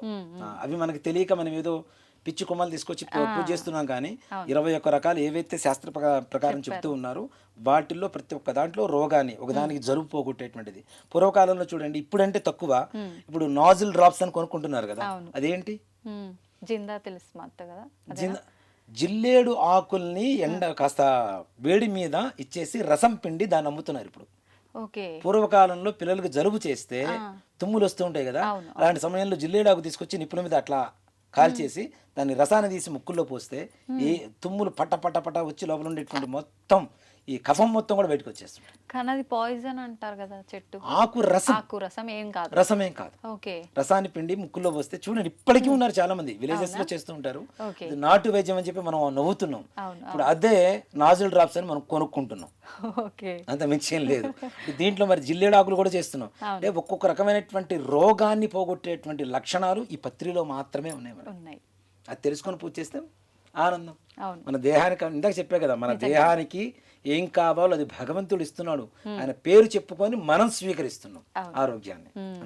నిజంగానే మీరు అన్నట్టు బావి దాకా ఏమో గానీ పూజలు అయితే చేస్తుంటారు ప్రతి ఒక్కరు. కానీ ఎవరైనా పిల్లలుండి అమ్మ ఇది ఎందుకు చేస్తున్నావు అని అంటే ఫస్ట్ వాళ్ళ దగ్గర కూడా సమాధానం లేని కాలంలో ఉన్నాం.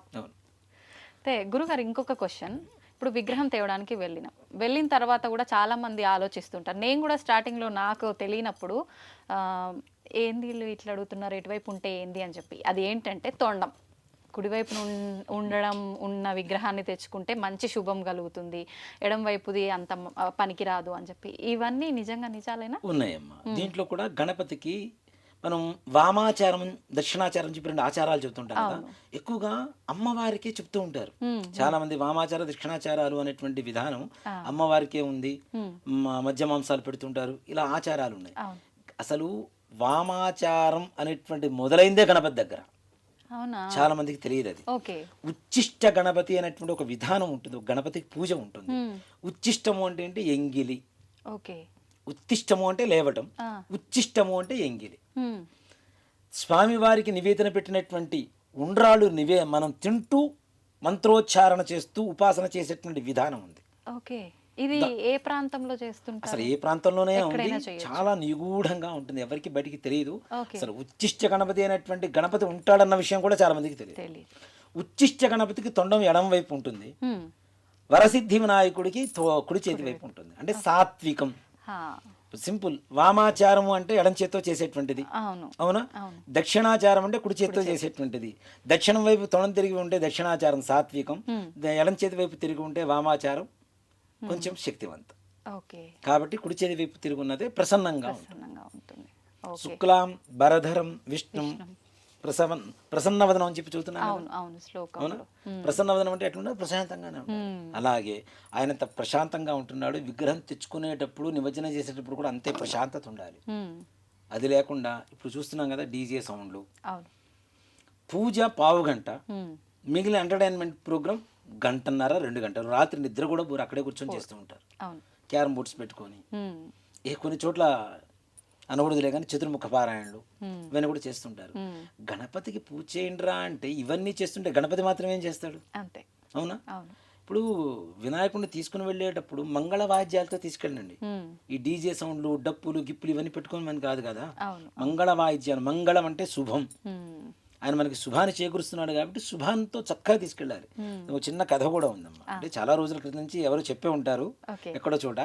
కానీ హుస్సేన్ సాగర్, మన హైదరాబాద్లో ఉన్న హుస్సేన్ సాగర్లో ఒక పడవలో 3 వెళ్తున్నారు. ఒక క్రిస్టియన్, ఒక హిందువు, ఒక ముస్లిం. ఇది తెలిసే ఉంటుంది చాలా మందికి. బాగా వరదలు వచ్చేసినాయి. ముస్లిం అతను ఉండి అలా నన్ను కాపాడని చెప్పి అడిగాట. ఆయన వచ్చి తీసుకుని వెళ్ళి కాపాడాడు. అలాగే క్రిస్టియన్ జీసస్ నన్ను కాపాడనగానే జీసస్ వచ్చి ఆయన కాపాడని తీసుకుని వెళ్ళాడు. హిందూ వచ్చి గణపతిని ప్రార్థిస్తున్నట, నువ్వు నన్ను కాపాడయ్యా కాపాడయ్యా. ఈ గణపతి మాత్రం హుస్సేన్ సాగర్ ఒడ్డు మీద నిల్చొని నాట్యం చేస్తున్నట్ట. అదేంటయ్యా జీసస్ అనగానే ఆయన వచ్చి తీసుకెళ్ళాడు, అలా అనగానే ఆయన వచ్చి తీసుకెళ్ళాడు, నేను మునిగిపోతున్నాను, నువ్వు ఎందుకు డ్యాన్స్ చేస్తున్నావు అంటే, మరి నేను మునిగేటప్పుడు మీరు డ్యాన్స్ చేయటం లేదా, మీరు మునిగేటప్పుడు నేను డ్యాన్స్ చేస్తే వచ్చిందా అన్నట్టు.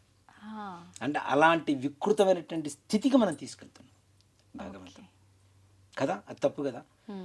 ఆనంద నాట్యం చేయడం వేరు, ఇష్టం వచ్చినట్టు ఏదో ఈ మద్యాలు తీసుకొని ఆ తుంపర్లు దేవుడి మీద పడుతూ ఉంటే మనం కింద పడిందే ఏది వస్తువు దేవుడికి సమర్పించం. అలాంటిది మన తుంపర్లు భగవంతుడి మీద పడుతూ ఉంటే అది ఎంతవరకు కరెక్టు? అంతవరకు పూజ చేసి, అంత పవిత్రంగా పూజ చేసి, ఈ డప్పుల మధ్యలో ఈ డీజేల మధ్యలో ఇష్టం వచ్చినట్టు మద్యం సేవించి అరుస్తూ దేవుడి మీద ఎక్కి, ఇంకోటి కూడా నేను నిషేధం అని చెప్తాను. భగవంతుడికి వినాయకుడికి లడ్డు నివేదన పెడుతూ ఉంటారు కదా. అసలు లడ్డు పెట్టమని ఎవరు చెప్పారు? ఏ శాస్త్రాల్లో ఉంది? ఎక్కడా లేదు. మోదక ప్రియుడు ఆయన. మోదకం అంటే ఉండ్రాళ్ళు కదా. మోదకం అంటే ఉండ్రాళ్ళు కూడా కాదు, మోదకం అనేటువంటిది ఒక పిండి వంట. ఉండ్రాళ్ళు వేరు, మోదకం వేరు. కనీసం అంత చేయలేని పక్షంలో కనీసం ఉండ్రాళ్ళు అన్న పెడుతున్నాం. ఆయన చేతిలో ఆయన ఉండేది వరదాభయ హస్తాలతో ఇలా ఉంటాడు. ఆయన స్టిల్ మార్చేసి ఇలా పెట్టేసాం మనం చేతిలో లడ్డు పెట్టడానికి. ఈ లడ్డూని పెట్టేసి దీన్ని లక్షలకి కోట్లకి వేలాలు వేసి భగవంతుడు ప్రసాదం వేలం వేయటం ఏమిటి? పెడితే ఇంకంతా అందరికి పెట్టుపో, నీ నైవేద్యం పెట్టావు నీ భక్తి కొద్దీ. ఆ లడ్డే అందరికి ప్రసాదంగా నైవేద్యంగా సమర్పించాలి. దాన్ని వేలం వేసి భగవంతుడికి రేట్లు పెట్టి దాంట్లో పాల్గొనాలంటే ముందుగా రిజర్వేషన్లు అని, అడ్వాన్సులు అని. ఈ అంటే భగవంతుడు కమర్షియల్ అయిపోతున్నాడా? భగవంతుడిగా ఉండి చూస్తున్నామా మనం? అది తప్పు కదా. నివేదనగా అక్కడ పెట్టాల్సింది లడ్డు కూడా కాదు, మోదకం పెట్టాలి. అందుకనే భగవంతుడు ఎప్పుడు ఇలా మనకి వరదాన్ని అభయాన్ని ఇచ్చేటువంటి స్థితిలో ఉంటాడు, కానీ మన దగ్గర నుంచి తీసుకునే పరిస్థితులు ఇలా ఉండడు ఆయన కదా. కాబట్టి భగవంతుడికి అలా చేయటం అనేది కూడా తప్పు. అవి కూడా అసలు నిషేధించాలనే చెప్తాను నేనైతే. కాబట్టి ఇప్పుడున్న పరిస్థితిలో మనం చెప్తే నేను శత్రువు అవుతానేమో, కానీ శత్రువు అయినా పర్లేదు, నిజం చెప్పడం అనేది మన ధర్మం. కాబట్టి ధర్మాన్ని ఇప్పుడు కాకపోతే భవిష్యత్ కాలంలో అయినా సరే కనీసం ఎప్పుడైనా ఒకసారి ఈ వీడియో చూసిన వాళ్ళు ఇది మనం చేస్తున్న తప్పు కదా అనేటువంటి ఒక భావన ఒక మనసులోకి వచ్చి ఒక్కళ్ళు మారినా చాలు, మనం వీడియో చేసిన దానికి పరమార్థం దక్కినట్టే మనకి. ఏమ్మా గణపతి స్వామి వారికి పూజ చేద్దాం. మరలా ఆచమనం చేయండి. 3 సార్లు చేతిలో నీళ్ళు వేసుకుని 3 సార్లు చేతిలో నీళ్ళు వేసుకుని తాకండి అన్న. ఆచమ్యాకేశవాయ స్వాహ, ఓం నారాయణాజ స్వాహ, ఓం మాధవాజ స్వాహ. చేయకట్టుకోండి. గోవిందాయ నమః, విష్ణవే నమః, సూదనాయ నమః, త్రివిక్రమాయ నమః, వామనాయ నమః, శ్రీధరాయ నమః, ఋషికేశాయ నమః, పద్మనాభాయ నమః, దామోదరాయ నమః, సంకర్షణాయ నమః, వాసుదేవాయ నమః, ప్రద్యుమ్నాయ నమః, నిరుద్ధాయ నమః, పురుషోత్తమాయ నమః, అధోక్షజాయ నమః, నరసింహాయ నమః, అచ్యుతాయ నమః, జనార్దనాయ నమః, ఉపేంద్రాయ నమః, హరయే నమః, శ్రీకృష్ణాయ నమః, శ్రీకృష్ణ పరబ్రహ్మణే నమో నమః. అక్షతలు తీసుకోండి. ఆచమ్యాపురోక్తే గుణశేషణ విశిష్టాయాం శుభతిథౌ అనేన పూర్వ సంకల్ప ప్రకారేణ వర్షే వర్షే ప్రయుక్త శ్రీ వరసిద్ధి వినాయక స్వామి దేవత వ్రత పూజాఖ్యం కర్మ కరిష్యే. చేతిలో నీళ్లు వేసుకొని నీళ్లు అక్షతలు ప్లేట్లో దగ్గర పెట్టేసేయండి అమ్మ. అక్షతలు తీసుకోండి. ఓం విఘ్నధ్వాంత నివారణైః కత్రణైః విఘ్నాటవీహ వ్యవాడ్ విఘ్నవ్యాళ కుల ప్రమత్త గురుడో విఘ్నేప పంచానన విఘ్నోత్తుంగగిరిప్రభేతనగరి విఘ్నాబ్ధికుంభోద్భవ విఘ్నాఘౌ గగన ప్రచండ పవనో విఘ్నేశ్వర పాతు నః మృత్తికబింబేస్మిన్ శ్రీమన్మహాగణాధిపతిమావాహయామి స్థాపయామి పూజయామి. తమలపాకు తీసుకొని అలా స్వామివారి పాదాల దగ్గర పట్టుకోండి. ఓం అసునీతే పునరస్మ సుచక్షు పునఃప్రాణమిహనో దే భోగం జోక్పస్సేమ సూర్యముచ్చరం దామ్నముదే ప్రళయా ఆన స్వస్తి అమృతం వయ ప్రాణామృతమాప ప్రాణ నేవయథాస్థానముపక్వయతే. అక్షతలు తీసుకున్నమ్మా చెప్పండి. స్వామిన్ సర్వ జగన్నాథ యావత్ పూజ వసానకం తావత్వం ప్రీతి భావేన బింబేస్మిన్ సన్నిధిం కురు. శ్రీ వరసిద్ధి వినాయక స్వామినే నమో నమః. స్థిరో భవ వరదో భవ సుముఖో భవ సుప్రసన్నో భవ స్థిరాసనం కురు. ధ్యానం. నమస్కారం చేసుకోండమ్మా. ఓం నమో వ్రాతపతయే నమో గణపతయే నమః ప్రమథపతయే నమస్తే అస్తు లంబోదరాయ ఏకదంతాయ విఘ్న వినాశినే శివసుతాయ శ్రీ వరదమూర్తయే నమో నమః. అక్షతలు తీసుకొని గణపతి దగ్గర వేయండి. శ్రీమన్మహాగణాధిపతయే నమః. ధ్యాయామి ధ్యానం సమర్పయామి ఆవాహయామి సువర్ణరత్నకచితేమ సింహాసనం సమర్పయామి. పాదయో నీళ్లు 3 సార్లు అట్లా స్వామివారి దగ్గర చూపించేసి ప్లేట్లో వదిలిపెట్టేసేయండి. పాదయో పాద్యం సమర్పయామి. హస్తయో అర్ఘ్యం సమర్పయామి. ముఖే ఆచమనీయం సమర్పయామి. ఔపచారక స్నానం. కొద్దిగా నీళ్లు చల్లండి గణపతి మీద.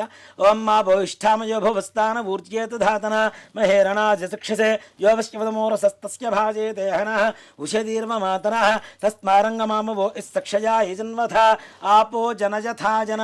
శ్రీమన్మహాగణాధిపతయే నమః. శుద్ధోదక స్నానం సమర్పయామి. కొబ్బరికాయ తీసుకొని కొట్టండి.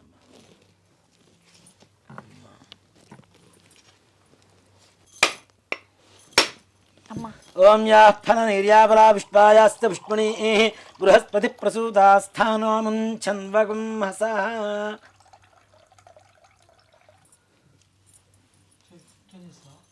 ఆ తమలపాకుతో కొద్దిగా గణపతి మీద నీళ్లు చల్లండి. ఇందాక శుద్ధోదకం అంటే మామూలు నీళ్లు పోసాం కదా, మనం ఏం చేస్తాం సోపు రుద్దుకుంటాం కదా, అలానే ఇది సోప్ అనమాట స్వామి వారికి. అలా దేవతలకి ఈ నారికేళ ఫలం అనేది వారికి ఉండేటువంటి మనం ఇచ్చేటువంటి లిక్విడ్ సోప్ లాంటిది. సో కాబట్టి ఈ కొబ్బరి నీళ్ళతో స్వామి వారికి స్నానం. ఇందాక మనం చెప్పుకున్నాం కదా అధర్వణ గణపతి ఉపనిషత్తు అని. ఇప్పుడు మనం చెప్పబోయేటువంటి మంత్రం అదే. ఇది విన్నా చదువుకున్నా చాలా విశేషమైనటువంటి పుణ్యం లభిస్తుంది. ఇది ఎక్కడైతే పారాయణ జరుగుతుందో అక్కడ సకల విఘ్నాలు కూడా తొలగిపోతాయని చెప్పి శాస్త్రం చెప్తూ ఉంది. గణపతి ఉద్భవం, ఎలా ఉద్భవించాడు, ఏ వర్ణంలో ఉంటాడు అనేటువంటిది యొక్క మంత్రాల పరమార్థం. ఓం భద్రం కర్ణేభిః శృణుయామ దేవాః భద్రం పశ్యేమాక్షభిర్యజత్రాః స్థిరైరంగైస్తుష్టుభాగం సస్తనోభిః వ్యసేమ దేవహితం యదాయుః స్వస్తిన ఇంద్రో వృద్ధశ్రవాः స్వస్తిన పూషా విశ్వవేదాः స్వస్తిన స్తార్ష్యో అరిష్టనేమిః స్వస్తినో బృహస్పతిర్దధాతు. ఓం శాంతిః. ఓం లం నమస్తే గణపతయే త్వమేవ ప్రత్యక్షం తత్వమసి త్వమేవ కేవలం కర్తాసి త్వమేవ కేవలం హర్తాసి త్వమేవ కల్పితం బ్రహ్మాసి త్వం సాక్షాదాత్మాసి నిత్యం అర్థం వచ్మి సత్యం వచ్మి అవత్వం మాం అవవక్తారం అవశ్రోతారం అవదాతారం అవధాతారం అవానూచాన మమ శిష్యం అవపురస్తాత్తా ఆదు అవదక్షిణాత్తా ఆదు అవపశ్చాత్తా ఆదు అవోత్తరాత్తా ఆదు అవచోర్ధ్వాత్తా ఆదు అవధరాత్తా ఆదు సర్వతో మాం పాహి పాహి సమంతాత్. త్వం వాంగ్మయస్త్వం చిన్మయః త్వమానందమయస్త్వం బ్రహ్మమయః త్వం సచ్చిదానందాద్వితీయోసి త్వం జ్ఞానమయో విజ్ఞానమయోసి.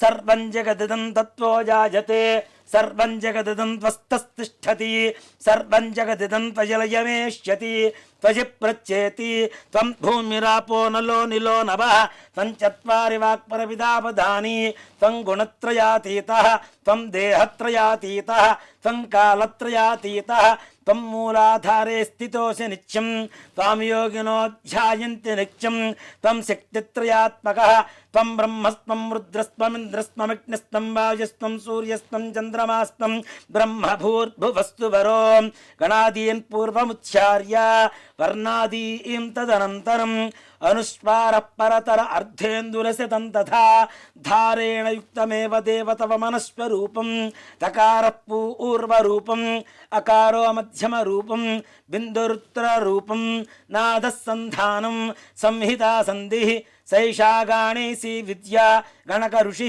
ఋజడ్గాయత్రీ ఛంద శ్రీ మహాగణాధిపతిర్దేవత ఓం గం గణపతయే నమః ఏకదంతాయ విద్మహే శూర్పకర్ణాయ ధీమహి తన్నో గణక ప్రచోదయాదు ఏకదంతం చతుర్హస్తం బిభ్రాణం పాశుపంకుజం అభయం వరదం హస్తైర్దధానం మూషికధ్వజం రక్తం లంబోదరం శూర్పసుకర్ణం రక్తవాసనం రక్తగంధానులుప్తాంగం రక్తపుష్పైః సుపూజితం భక్తానుకంపినం దేవం జగత్కారణముచ్యుతం ఆవిర్భూతం చ సృష్ట్యాదో ప్రకృతే పురుషాత్పరం ఏవం ధ్యాయోతి యో నిత్యం సయోగి యోగినాం వరః నమో ప్రాతపతయే నమో గణపతయే నమః ప్రమథపతయే నమస్తే అస్త్వలంబోదరాయ ఏకదంతాయ విఘ్న వినాశినే శివసుతాయ శ్రీ వరదమూర్తయే నమో నమః శ్రీమన్మహాగణాధి శ్రీ వరసిద్ధి వినాయక స్వామినే నమో నమః ఇది ఫలోదకేన స్నానం సమర్పయామి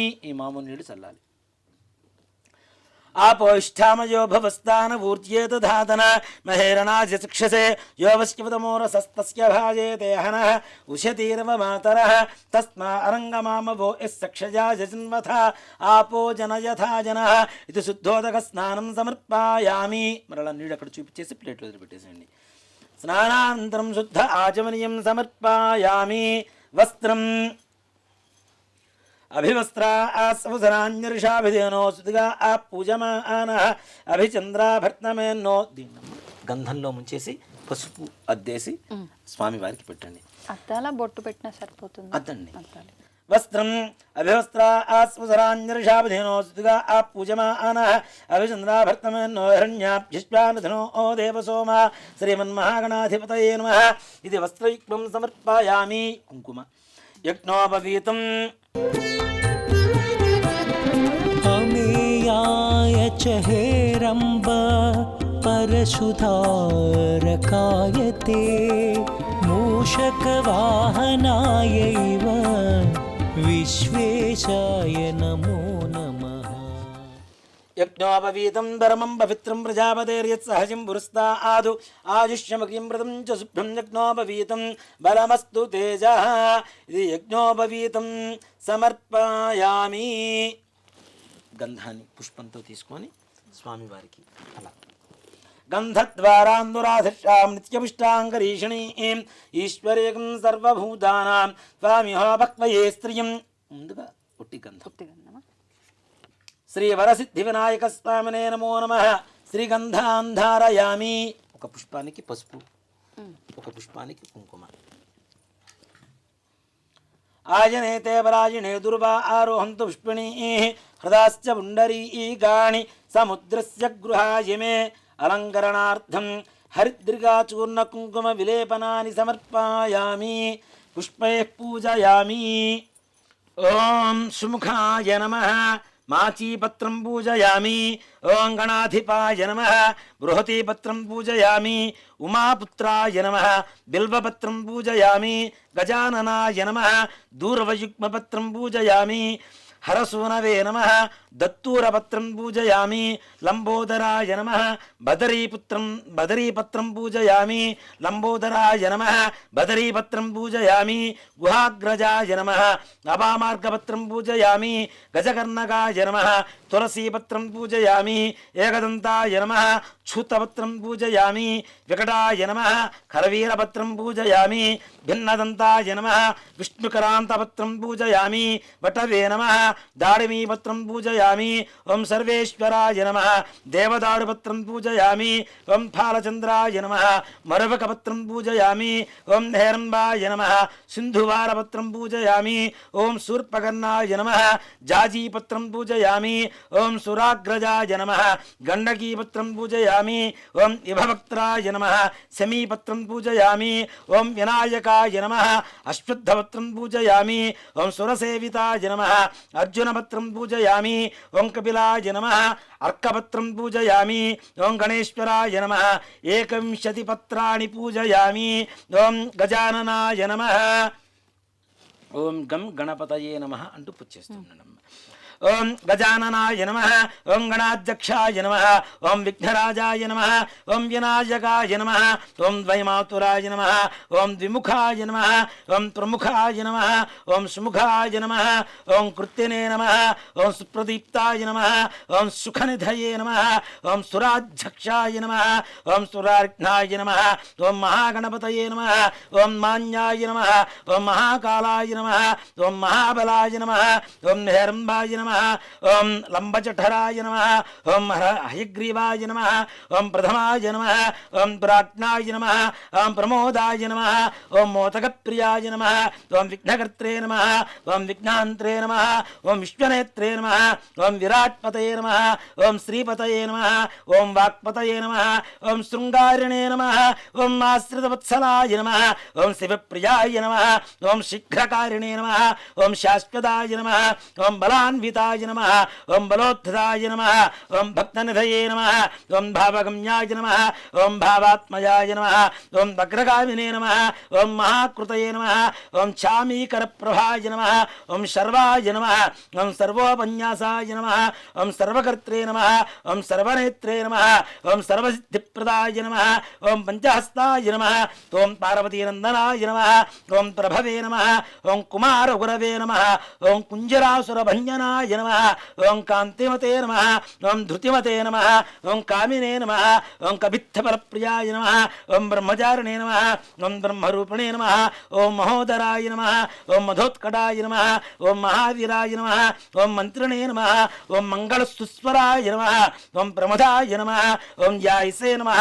ఓం యక్షకిన్నరసేవితాయ నమః. ఓం గంగాసుతాయ నమః. ఓం గణాధీశాయ నమః. ఓం గంభీరననదాయ నమః. ఓం వటవే నమః. ఓం జ్యోతిషే నమః. ఓం ఆజ్ఞ అక్రాంత పదచిత్ప్రభవే నమః. ఓం అభీష్టవరదాయ నమః. ఓం మంగళప్రదాయ నమః. ఓం అవ్యక్తమూర్తయే నమః. ఓం పురాణపురుషాయ నమః. ఓం పూష్ణే నమః. ఓం పుష్కరోక్షిప్తప్రదాయ నమః. ఓం అగ్రగణ్యాయ నమః. ఓం అగ్రపూజ్యాయ నమః. ఓం పుష్కరోక్షిప్తప్రహరణాయ నమః. ఓం అపాకృతపరాక్రమాయ నమః. ఓం సత్యధర్మణే నమః.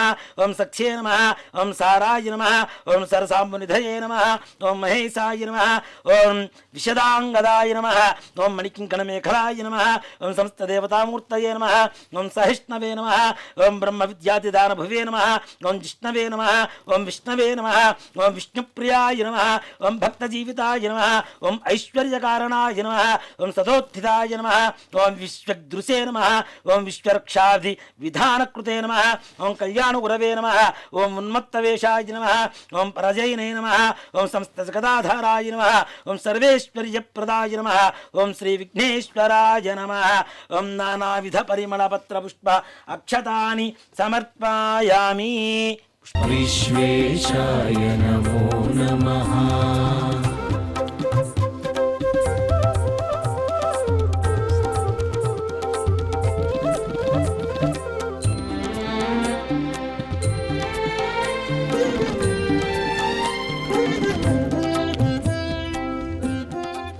ఓం సుముఖాయ నమః.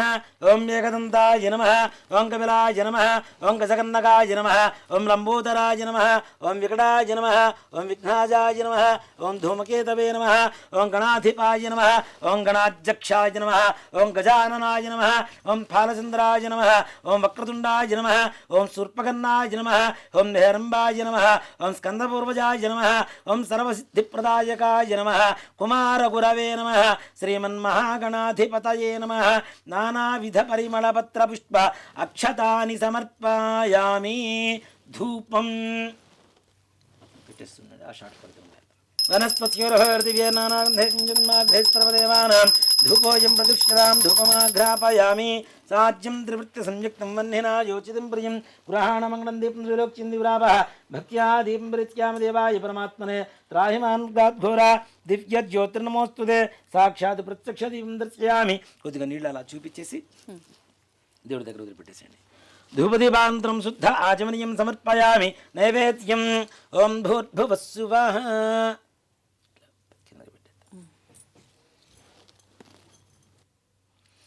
ఓం భూర్భువస్సువః. ఓం తత్సవితుర్వరే. ఇట్లా నీళ్లు చల్లండి. ఓం తత్సవితుర్వరేణ్యం భర్గో దేవస్య ధీమహి. ఇలా చుట్టూ తిప్పండి. సత్యం వర్త్యేన పరిణితియామి అమృతమస్తోమృతో వస్త్రామసి. శ్రీ వరసిద్ధివినాయక స్వామినే నమః. అవసరార్థం నారికేళ సకలాన్ దాడిమీ ఫలాన్ బహుబీజ ఫలాన్ వేదయామి. ఓం ద్రాణాయ స్వాహ. ఓం అపానాయ స్వాహ. ఓం జ్ఞానాయ స్వాహ. ఓం ఉదానాయ స్వాహ. ఓం సమానాయ స్వాహ. 6 సార్లు నీళ్ళు అక్కడ చూపించేసి ప్లేట్ వదిలిపెట్టేసండి అమ్మా. స్వామివారి దగ్గర చూపించి మధ్య మధ్య ఉదకవాణీం సమర్పయామి. అమృతాభిధానమసి. ఉత్తరాభూషణం సమర్పయామి. హస్తో ప్రక్షాళయామి. పాదో ప్రక్షాళయామి. శుద్ధ ఆచమనీయం సమర్పయామి.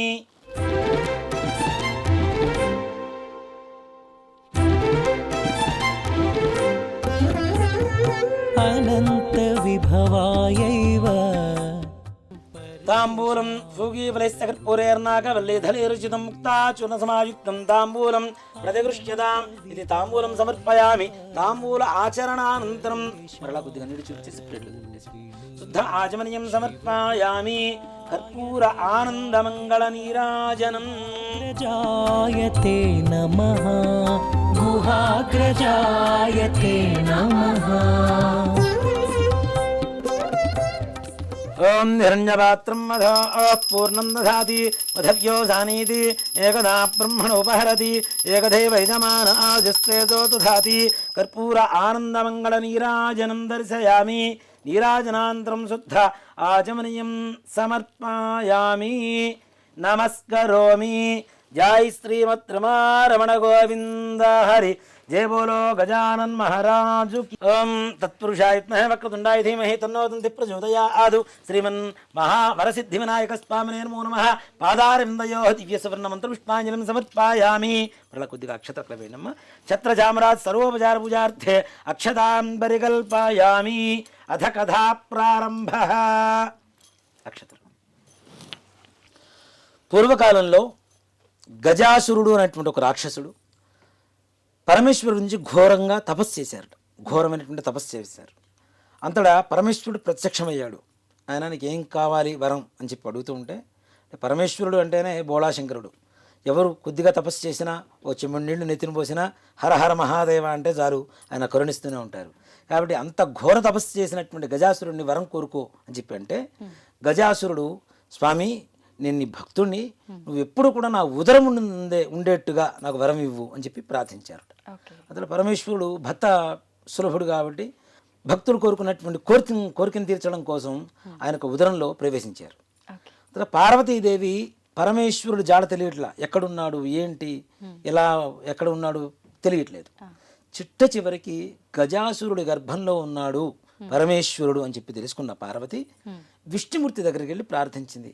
పూర్వకాలంలో భస్మాసురుడి బారి నుంచి కూడా నా పతిని కాపాడవు, నాకు రక్షించి నాకు వసిగావు, కాబట్టి ఇప్పుడు కూడా ఆ గజాసుర గర్భంలో ఉండేటువంటి ఆ పరమేశ్వరుడు నాకు వసంగమండి అని చెప్పి ఆ విష్ణుమూర్తిని ప్రార్థించింది. అంతటా ఈ విష్ణుమూర్తి బ్రహ్మాది దేవతలందరినీ కూడా పిలిపించి వాళ్ళందరికీ తలగో ఒక వాయిద్యాన్ని ఇచ్చారు.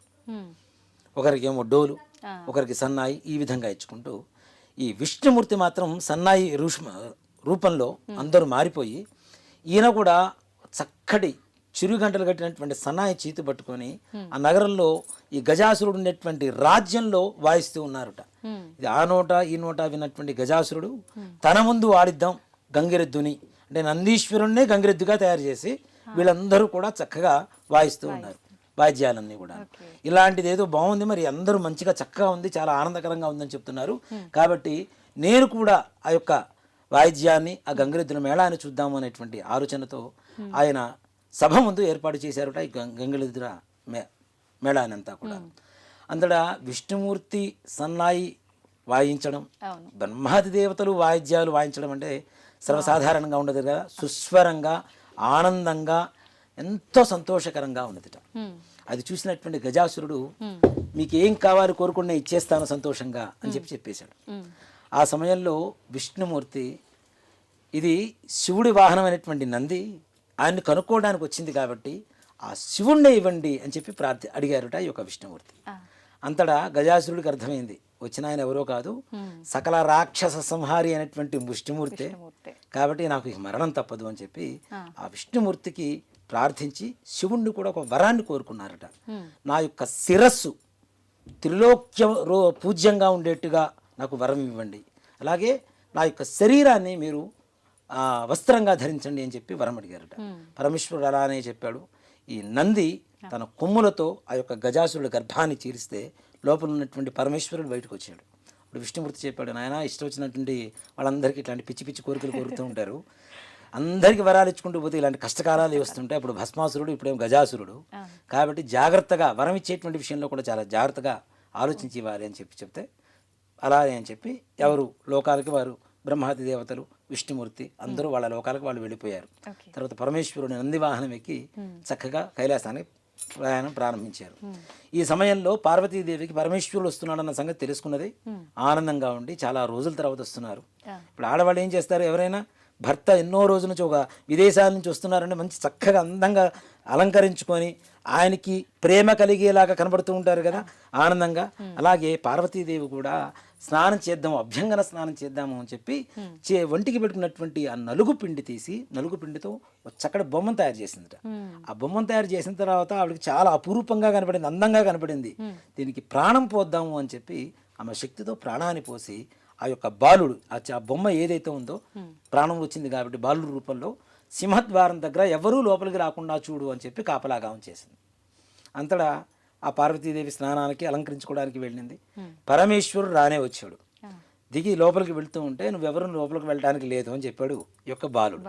అరే ఈ కైలాసమే నాది నాయన, లోపల ఉన్నది నా భార్య, నేను ఎన్నో రోజుల తర్వాత గజాసుర గర్భం నుంచి బయటకు వచ్చాను, నా భార్యను కలవడానికి వెళ్తున్నాను అంటే లేదు వెళ్ళడానికి లేదు అన్నాను అని అక్కడే అడ్డగిస్తూ ఉంటే ఆయన చేతిలో ఉన్నటువంటి త్రిశూలంతో ఆ యొక్క తలమని దునివేసి ఖండించేసి ఆ లోపలికి వెళ్ళారు. పార్వతీ పరమేశ్వరులు ఇద్దరు చక్కగా కూర్చొని మాట్లాడుకుంటూ ఉన్నారు ఆనందంగా. ఆ సమయంలో ఈ వాకిలి దగ్గర ఉన్నటువంటి బాలుడి సంగతి విషయం మాటల మధ్యలో వచ్చింది వీరికి. అరే నేను చాలా తప్పు చేశాను అని చెప్పి ఆ గజాసురుడి తల ఏదైతే తీసుకుని వచ్చాడో ఆ తలని ఈ యొక్క పిల్లవాడికి అంటించి ప్రాణశక్తిని ధారపోసాడు పరమేశ్వరుడు. అప్పటి నుంచి ఆయన గజాననుడు అయ్యాడు. ఆ బాలుడు కూడా అంటే గజరూపం కలిగినటువంటి ముఖం పెట్టుకున్నారు కాబట్టి గజాననుడు అయ్యాడు అప్పటి నుంచి. ఆ తదుపరి కొంతకాలానికి ఆ గజాననుడిని ప్రశాంతంగా మంచిగా చక్కగా ప్రేమగా చూసుకుంటున్నటువంటి పార్వతీ పరమేశ్వరుడికి సుబ్రహ్మణ్యేశ్వర స్వామి వారి జననం జరిగింది. ఇద్దరు పెద్దవాళ్ళు అవుతున్నారు. దేవతలు మునులు అందరూ వచ్చి విఘ్నాలకి ఎవరినైనా ఒకనైనా అధిపతిగా మాకు చేయండి, నియమించండి అని చెప్పి ప్రార్థిస్తూ ఉంటే పరమేశ్వరుడు ఒకటే మాట చెప్పాడు, వీరిద్దరిలో ఎవరైతే ముందుగా అన్ని నదులలో వెళ్ళి స్నానం చేసి నా దగ్గరకు వస్తారో వారికి విఘ్నాధిపత్యాన్ని ఇస్తాను అని చెప్పి ఆ యొక్క పరమేశ్వరుడు వీరిద్దరికి చెప్పగా సుబ్రహ్మణ్యేశ్వర స్వామి వారి వాహనం ఏమిటి, నెమలి. ఈయన వాహనం ఎలుక కదా, ఇది స్లోగా వెళ్తూ ఉంటుంది. నెమలి బర్ మనం పరిగెడుతూ ఉంటుంది. సుబ్రహ్మణ్యేశ్వర స్వామి వారి నెమలి ఎక్కారు, వాహనం ఎక్కేసి అన్ని నదుల్లో స్నానం చేయడానికి ముందుగా వెళ్ళిపోయారు. ఆ గజానుడు మరుగుజ్జు రూపంలో బాగా పొద్దుగా ఉన్నారు కదా, ఆ తండ్రి దగ్గరికి వెళ్ళి అయ్యా అసలు నా మరుగుజ్జు రూపం అని మీకు తెలుసు, నా అసమర్థత తెలిసి కూడా ఇలాంటి పరీక్ష పెట్టారు అంటే ఇంక నేను ఏమనుకోవాలి, ఏదైనా తరుణోపాయం చెప్పండి అని చెప్పి ఆ పార్వతీ పరమేశ్వరులు ఇద్దరిని కూడా ప్రార్థించారు ఆ యొక్క గణాధి. అంతటా ఆ పరమేశ్వరుడు నాయన నారాయణ మంత్రాన్ని ఏదైతే అష్టాక్షరి ఓం నమో నారాయణాయ అనేటువంటి అష్టాక్షరి మంత్రం ఉంటుందో ఆ మంత్రాన్ని స్మరిస్తే చాలు నువ్వు ముల్లోకాల్లో స్నానం చేసినటువంటి అన్ని నదుల్లో స్నానం చేసినటువంటి పుణ్యఫలితం లభిస్తుందని చెప్పారు. అంతటా ఆ గజానుడు ఏం చేశాడు, నారాయణ మంత్రం చదువుకుంటూ ప్రత్యక్ష దైవాలైనటువంటి తల్లిదండ్రులకి ప్రదక్షిణ చేస్తూ ఉన్నారట.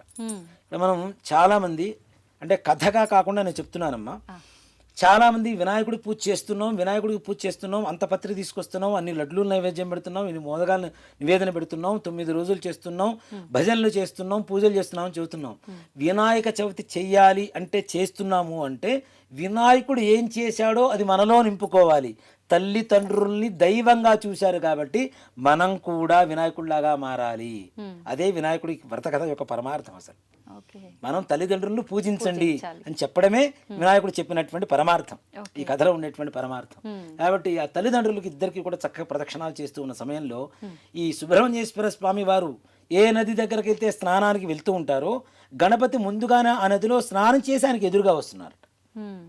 తల్లిదండ్రులకు ప్రదక్షిణ చేస్తున్నటువంటి ప్రభావం నారాయణ మంత్ర ప్రభావం చేత అంతటా సుబ్రహ్మణ్యేశ్వర స్వామి వారు అన్ని నదుల్లో స్నానం చేసి ఈ కైలాసానికి చేరుకునేసరికి గజానుడు అక్కడే ఉన్నాడు.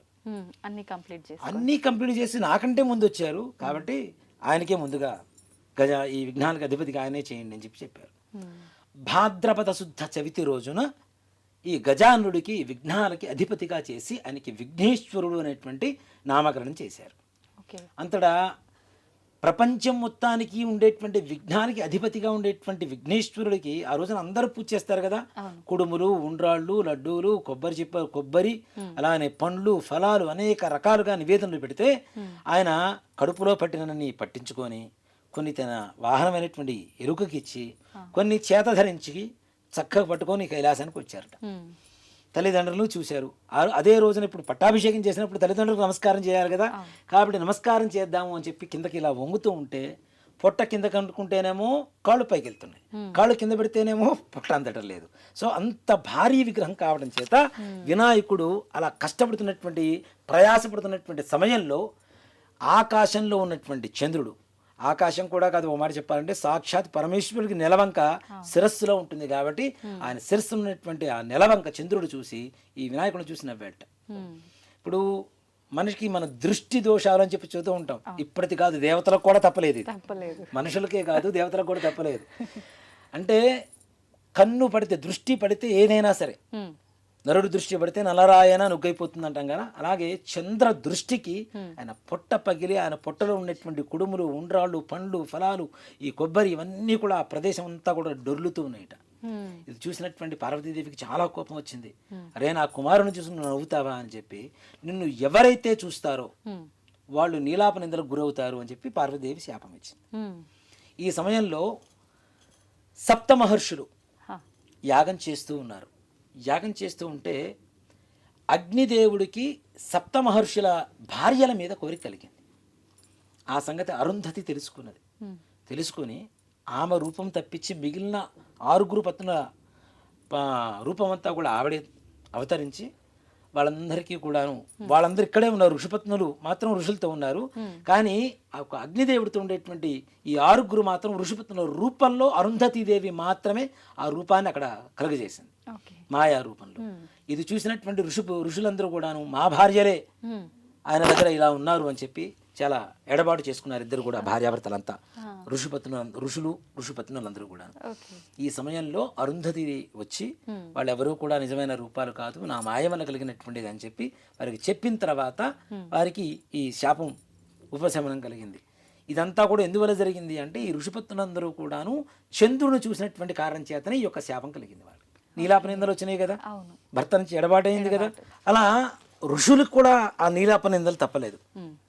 కాబట్టి ఈ ఋషులు దేవతలందరూ కూడాను పార్వతీదేవి దగ్గరికి వచ్చి ఆ మృతి చెందినటువంటి ఆ బాలుణ్ణి ప్రాణశక్తితో లేపి, తల్లి ఈ చంద్రుడిని చూడకుండా ఉండడం అనేది చాలా కష్టమైనటువంటి పని, కాబట్టి చంద్రుని చూసిన నీలాప నిందలు తొలగేటువంటి మార్గం ఏదైనా చెప్పండి అని చెప్పింది. ఆవిడ ఏ రోజైతే నా కుమారుడికి ఈ రకమైనటువంటి అవమానం జరిగిందో భాద్రపద శుద్ధ చవితి నాడు మాత్రం ఎవరూ చంద్రుడిని చూడరాదు, ఆ రోజున చూస్తే నీలాప నిందలు కలుగుతాయని చెప్పి పార్వతీదేవి ముందు ఇచ్చినటువంటి శాపానికి ఉపశమనం ఇచ్చిందిట. అంతటా అందరూ కూడాను భాద్రపద శుద్ధ చవితి రోజున వినాయకుడిని పూజ చేస్తున్నారు. చక్కగా ఆ రోజున మాత్రం చంద్రుడిని చూడకుండా అందరూ ఉండిపోతూ ఉన్నారు. ఇలా కొంతకాలం జరుగుతుంది. ఇది యుగాంతరాలలో జరుగుతున్నటువంటి కథ అనేటువంటిది కూడా మనం గుర్తించాలి. అది ఎప్పుడో కైలాసంలో పార్వతీ పరమేశ్వరుల మధ్యలో జరిగినటువంటి కథని మరలా ద్వాపర యుగం దాకా వచ్చింది. ద్వాపర యుగంలో నారద మహాముని శ్రీకృష్ణుని చుట్టానికని వచ్చారు. వచ్చి ఈరోజు భాద్రపద శుద్ధ చవితి కాబట్టి ఈరోజు చంద్రుని ఎవరిని చూడవద్దు అని చెప్పగా ఆ శ్రీకృష్ణుడు కూడా నగరంలో అందరికీ చెప్పి సాడింపు వేయించాడు. ఈరోజు ఎవరు కూడా చంద్రుని చూడరాదు, చూస్తే నీలాప నిందలు వస్తాయని చెప్పి సాడింపు వేయించారు. ఆ తదుపరి నారద మహాముని వెళ్ళిపోగా సత్రాజిత్తు అనేటువంటి ఒక ఆయన స్నేహితుడు కృష్ణుని చుట్టానికి వచ్చాడు. ఆయన చేతిలో ఒక మణి ఉన్నది. ఆ మణినే శమంతకమణి అంటారు.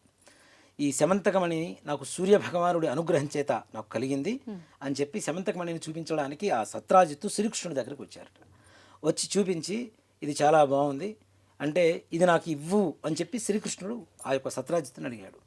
ఎంత స్నేహితుడివైనా ఇది రోజుకి 8 బారువుల బంగారం పెడుతూ ఉంటుంది సూర్యుడు అనుగ్రహం చేత, కాబట్టి ఇలాంటి మణిని ఎవరన్నా ఇస్తారా, నేను ఇవ్వను కాక ఇవ్వను అని చెప్పి వెళ్ళిపోయారు.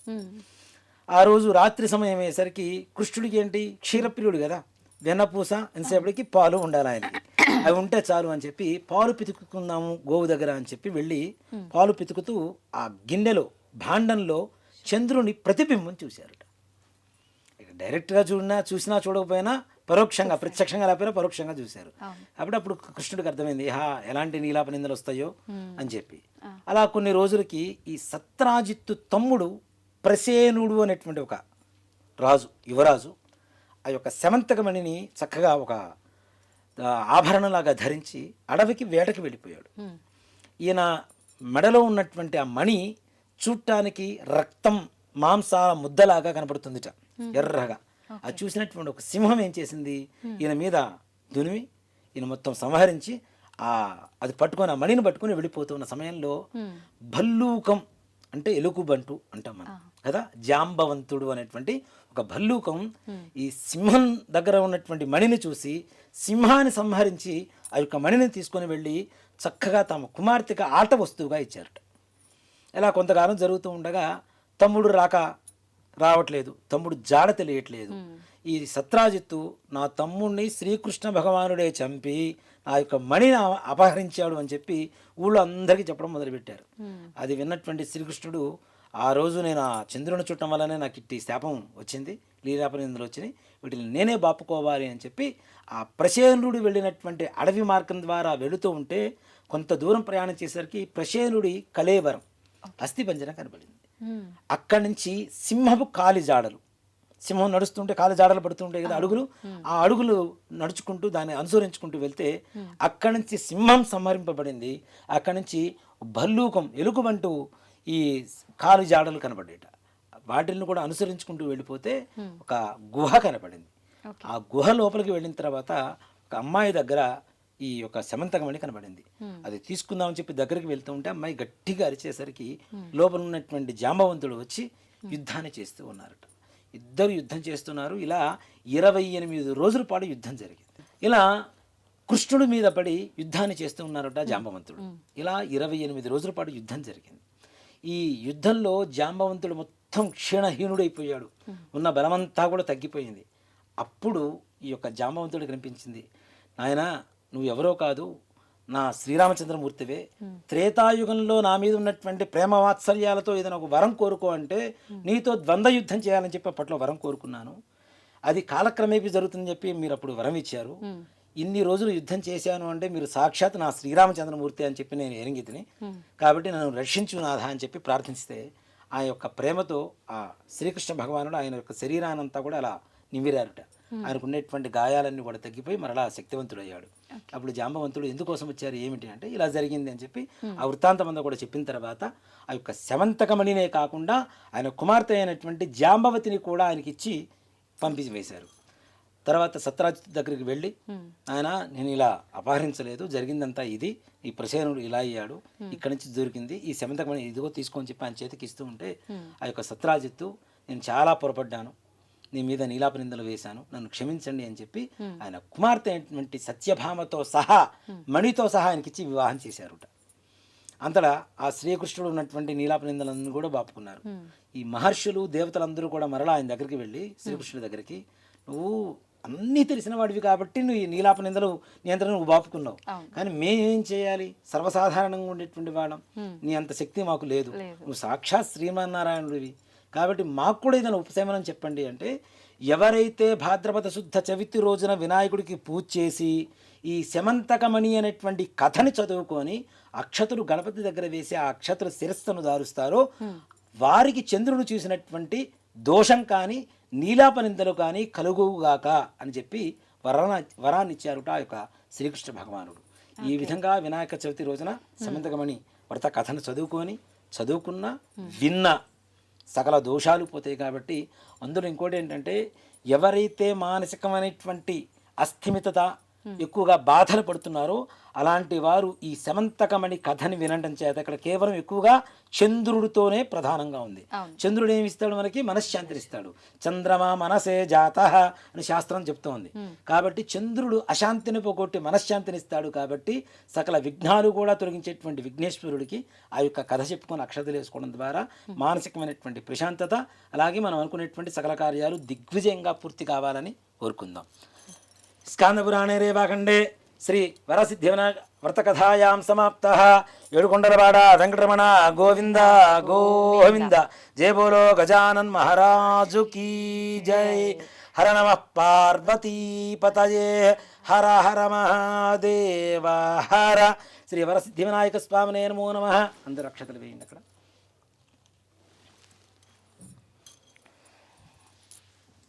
ధ్యానావాహనాది షోడశోపచార పూజాం సమర్పయామి. అగరబత్తి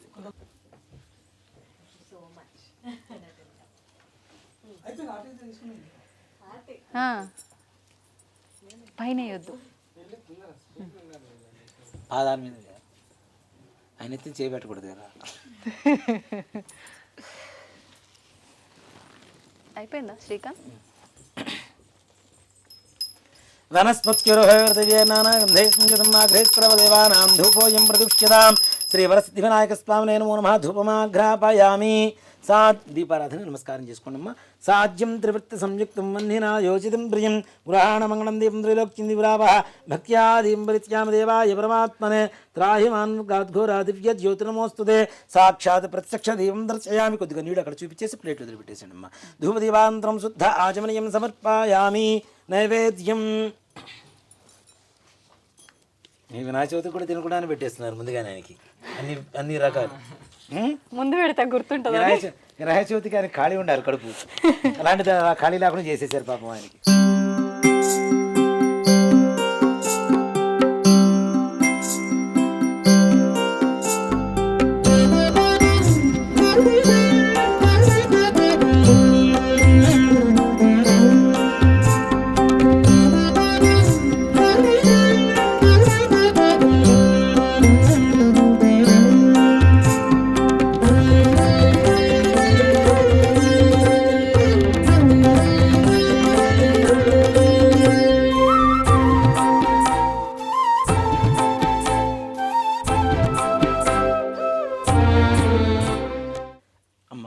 తీసుకొని ఈ నివేదన మీద చల్లండి.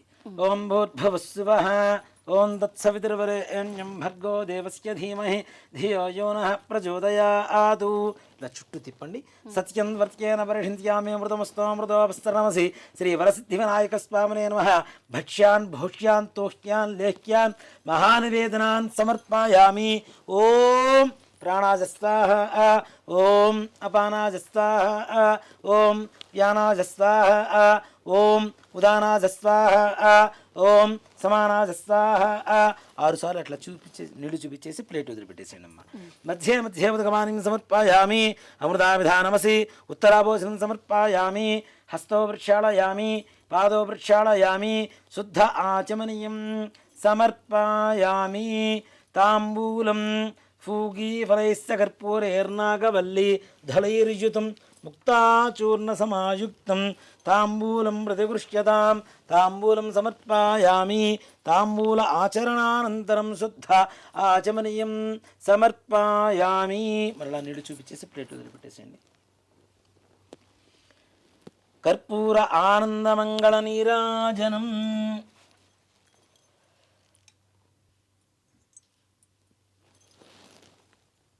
ఓం ఓం సంరాజించ విరాజించాభిశ్రీర్యాజనో గృహే లక్ష్మీరాష్ట్రస్తయా ముఖే తయామాసకందృజామసి హిరణ్యపాత్రం మధో పూర్ణం దధాతి మధవ్యోసానీతి ఏకదా బ్రహ్మణ ఉపహరతి ఏకదైవ యజమాన ఆజస్తేజో దధాతి కర్పూర ఆనందమంగళ నీరాజనం దర్శయామి.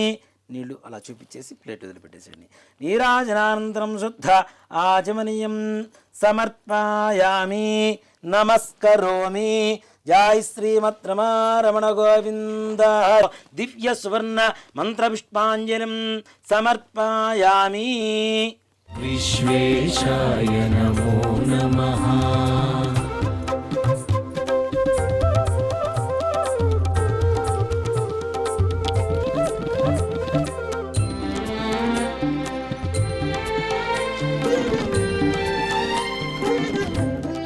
యాని కాని చ పాపాని జన్మాంతరకృతాని చ తాని తాని ప్రణశ్యంతి ప్రదక్షిణం. ప్రదక్షిణ చేయాలి నాన్న. యాని కాని చ పాపాని జన్మాంతరకృతాని చ తాని తాని ప్రణశ్యంతి ప్రదక్షిణం పదే పదే. పాపోహం పాపకర్మాహం పాపాత్మా పాపసంభవః త్రాహి మాన్ కృపయా దేవా శరణాగతవత్సల అన్యథా శరణం నాస్తి త్వమేవ శరణం మమ తస్మాత్ కారుణ్యభావేన రక్ష రక్ష గణాధిప. ఆత్మ ప్రదక్షిణ నమస్కారాన్ని సమర్పయామి. ఛత్రమాచ్ఛాదయామి చామరం వీజయామి నృత్యం దర్శయామి గీతం శ్రావయామి ఆందోళికానారోహయామి గజానారోహయామి అశ్వానారోహయామి శకటానారోహయామి సమస్తరాజోపచార శక్త్యోపచార భక్త్యోపచార పూజాం సమర్పయామి. యస్స్మృత్యాజనాముక్త్యదపయాక్రియాషు యోనం సంవృతాం యా శుద్ధ్యం దేదముచ్యుతం. చెప్పండి. మంత్రహీనం క్రియాహీనం భక్తిహీనం గణాధిప యత్పూజితం మయా దేవ పరిపూర్ణం తదస్తుతే. చేతులు నీళ్లు వేసుకొని నీళ్లు అక్షతులు ఆ ప్లేట్లు వదిలిపెట్టేసేయండి అమ్మ.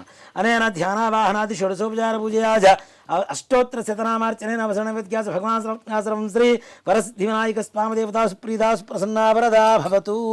అస్మిన్ గ్రామే స్థితానాం ప్రజానాం బ్రాహ్మణాది సర్వవర్ణానాం భక్తజనానాం చ వ్యాధి చోర దుర్భిక్ష అతివృష్టి అనావృష్టి రాజబాధాది సర్వోపద్రవశాంతిరస్తు. అయం గ్రామం సుభిక్షం భవతు. అయం దేశం సుభిక్షం భవతు. సర్వే జనాః సుఖినో భవంతు. సమస్త సన్మంగళాని భవంతు. సత్యాః సంతు యజమానస్య కామాః. రోచనో రోచమానః శోభనః శోభమానః కళ్యాణః బ్రాహ్మణవాక్ష్యం సత్యోస్తు తథాస్తు.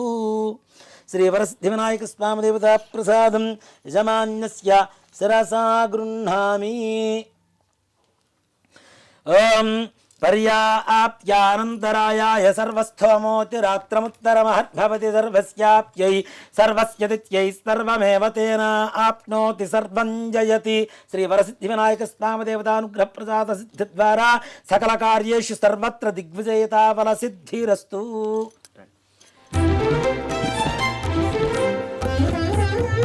అనంత విభవాయైవ పరేషాం పరరూపిణి. అనంత విభవాయైవ పరేషాం పరరూపిణి. శివపుత్రాయ దేవాయ గుహాగ్రజాయ తే నమః. గుహాగ్రజాయ తే నమః. వినాయక స్వామి దేవత పరిపూర్ణ అనుగ్రహ ప్రసాద సిద్ధిరస్తు. అమ్మా సంపూర్ణమైంది పూజా కార్యక్రమం. ఓకే, థ్యాంక్ యూ గురుగారు. లాస్ట్లో ఒక చిన్న సందేహం. చెప్పండి. మనం కలశం అయితే పెట్టలేదు, చాలామంది కలశం పెడుతుంటారు, ఇంట్లో అయినా సరే కమ్యూనిటీలో చేసినా సరే, మరి పెట్టాలా వద్దా? అసలు గణపతికి ఎక్కడా కూడా కలశ పూజ లేదు, కలశ ఆవాహన అనేటువంటిది లేదు. ఓకే, ఏదైనా ఈ మంటపాలలో చేస్తుంటారు కదా, అలాంటి చోట కూడా అవసరం లేదనే శాస్త్రం. కానీ ఏంటి అంటే వాళ్ళకి ఎక్కువసేపు చేయించుకోవాలని ఒక తాపత్రయంతో ఈ నవగ్రహ మండపారాధన ఈ కలశం అనేది పెడుతున్నారు. కానీ అసలైతే శాస్త్ర ప్రకారం గణపతికి ఎక్కడా కలశ ఆవాహన చేసి పూజ చేయాలనేది ఏ శాస్త్రాల్లో కూడా, అంటే మనకి ఈ గణపతి నవరాత్రులలో భాద్రపద శుద్ధ చతుర్థి రోజు వచ్చేటువంటి వినాయక చవితి పూజలో మాత్రం ఎక్కడా లేదు. కాబట్టి కలశం పెట్టుకునేటువంటి వారి ఇష్టం, కానీ అసలైతే అక్కర్లేదనే చెప్తాం. ఓకే, ఇప్పుడు ఇది కదిలించడానికి వీలు లేదని మీరు మధ్యలో చెప్పారు కదా, మరి ఇప్పుడు పూజ సమాప్తమైంది, అయిపోయింది, ఇప్పుడు దాన్ని కదిలించుకోవచ్చు. ఓకే, అది కదిలిస్తే పూజ అయిపోయినట్టే లెక్క. ఓకే. అయితే నేను స్టార్టింగ్లో చెప్పాను ఇంట్రోలో, ఎన్ని రోజులు ఉంచాలి నవరాత్రులు అంటే? డేస్ లెక్క పెట్టాలా, నైట్లు లెక్క పెట్టాలా, ఎట్లా? ఓ మాట చెప్పాలి అంటే గణపతి నవరాత్రులు అనేటువంటిది మధ్యకాలంలో వచ్చినటువంటి విధానం, ఓకే.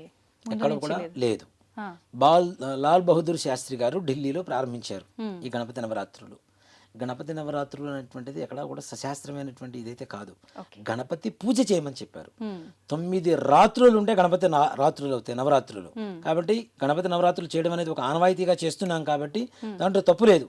మన హిందూ ధర్మం ఇంకాస్త ఉద్భవం పునరుద్ధరణ జరుగుతుంది కాబట్టి నవరాత్రులు అంటే 9 రాత్రులు కావాలి. 10వ రోజు పొద్దున ఏదైతే ఉంటుందో ఆ రోజున ఉద్వాసన చెప్పాలి. అది కూడాను మంగళవారం శుక్రవారం కాకుండా ఉంటేనే, మంగళవారం శుక్రవారం అయితే 10 రాత్రులైనా పూజ చేసి 11వ రోజు పొద్దున తీయవచ్చు. ఇంట్లో పూజ చేసుకుంటాం. మరుసటి రోజు పొద్దున్నే శుక్రవారం కానీ మంగళవారం కానీ వచ్చింది, కానీ ఆ రోజున తీయకుండా 3వ రోజు తీసుకోవచ్చు. దాంట్లో ఏమాత్రం కూడా అభ్యంతరం లేదు. సంతోషం గురుగారు, చాలా చక్కగా జరిపించారు పూజ. అందరికీ అర్థమయ్యే రకంగా చక్కగా కథ కూడా వివరించారు, పూజా విధానం కూడా చక్కగా వివరించారు, చేశారు. ధన్యవాదాలు గురుగారు. శ్రీమాత్రే నమః. శ్రీ గురుభ్యో నమః.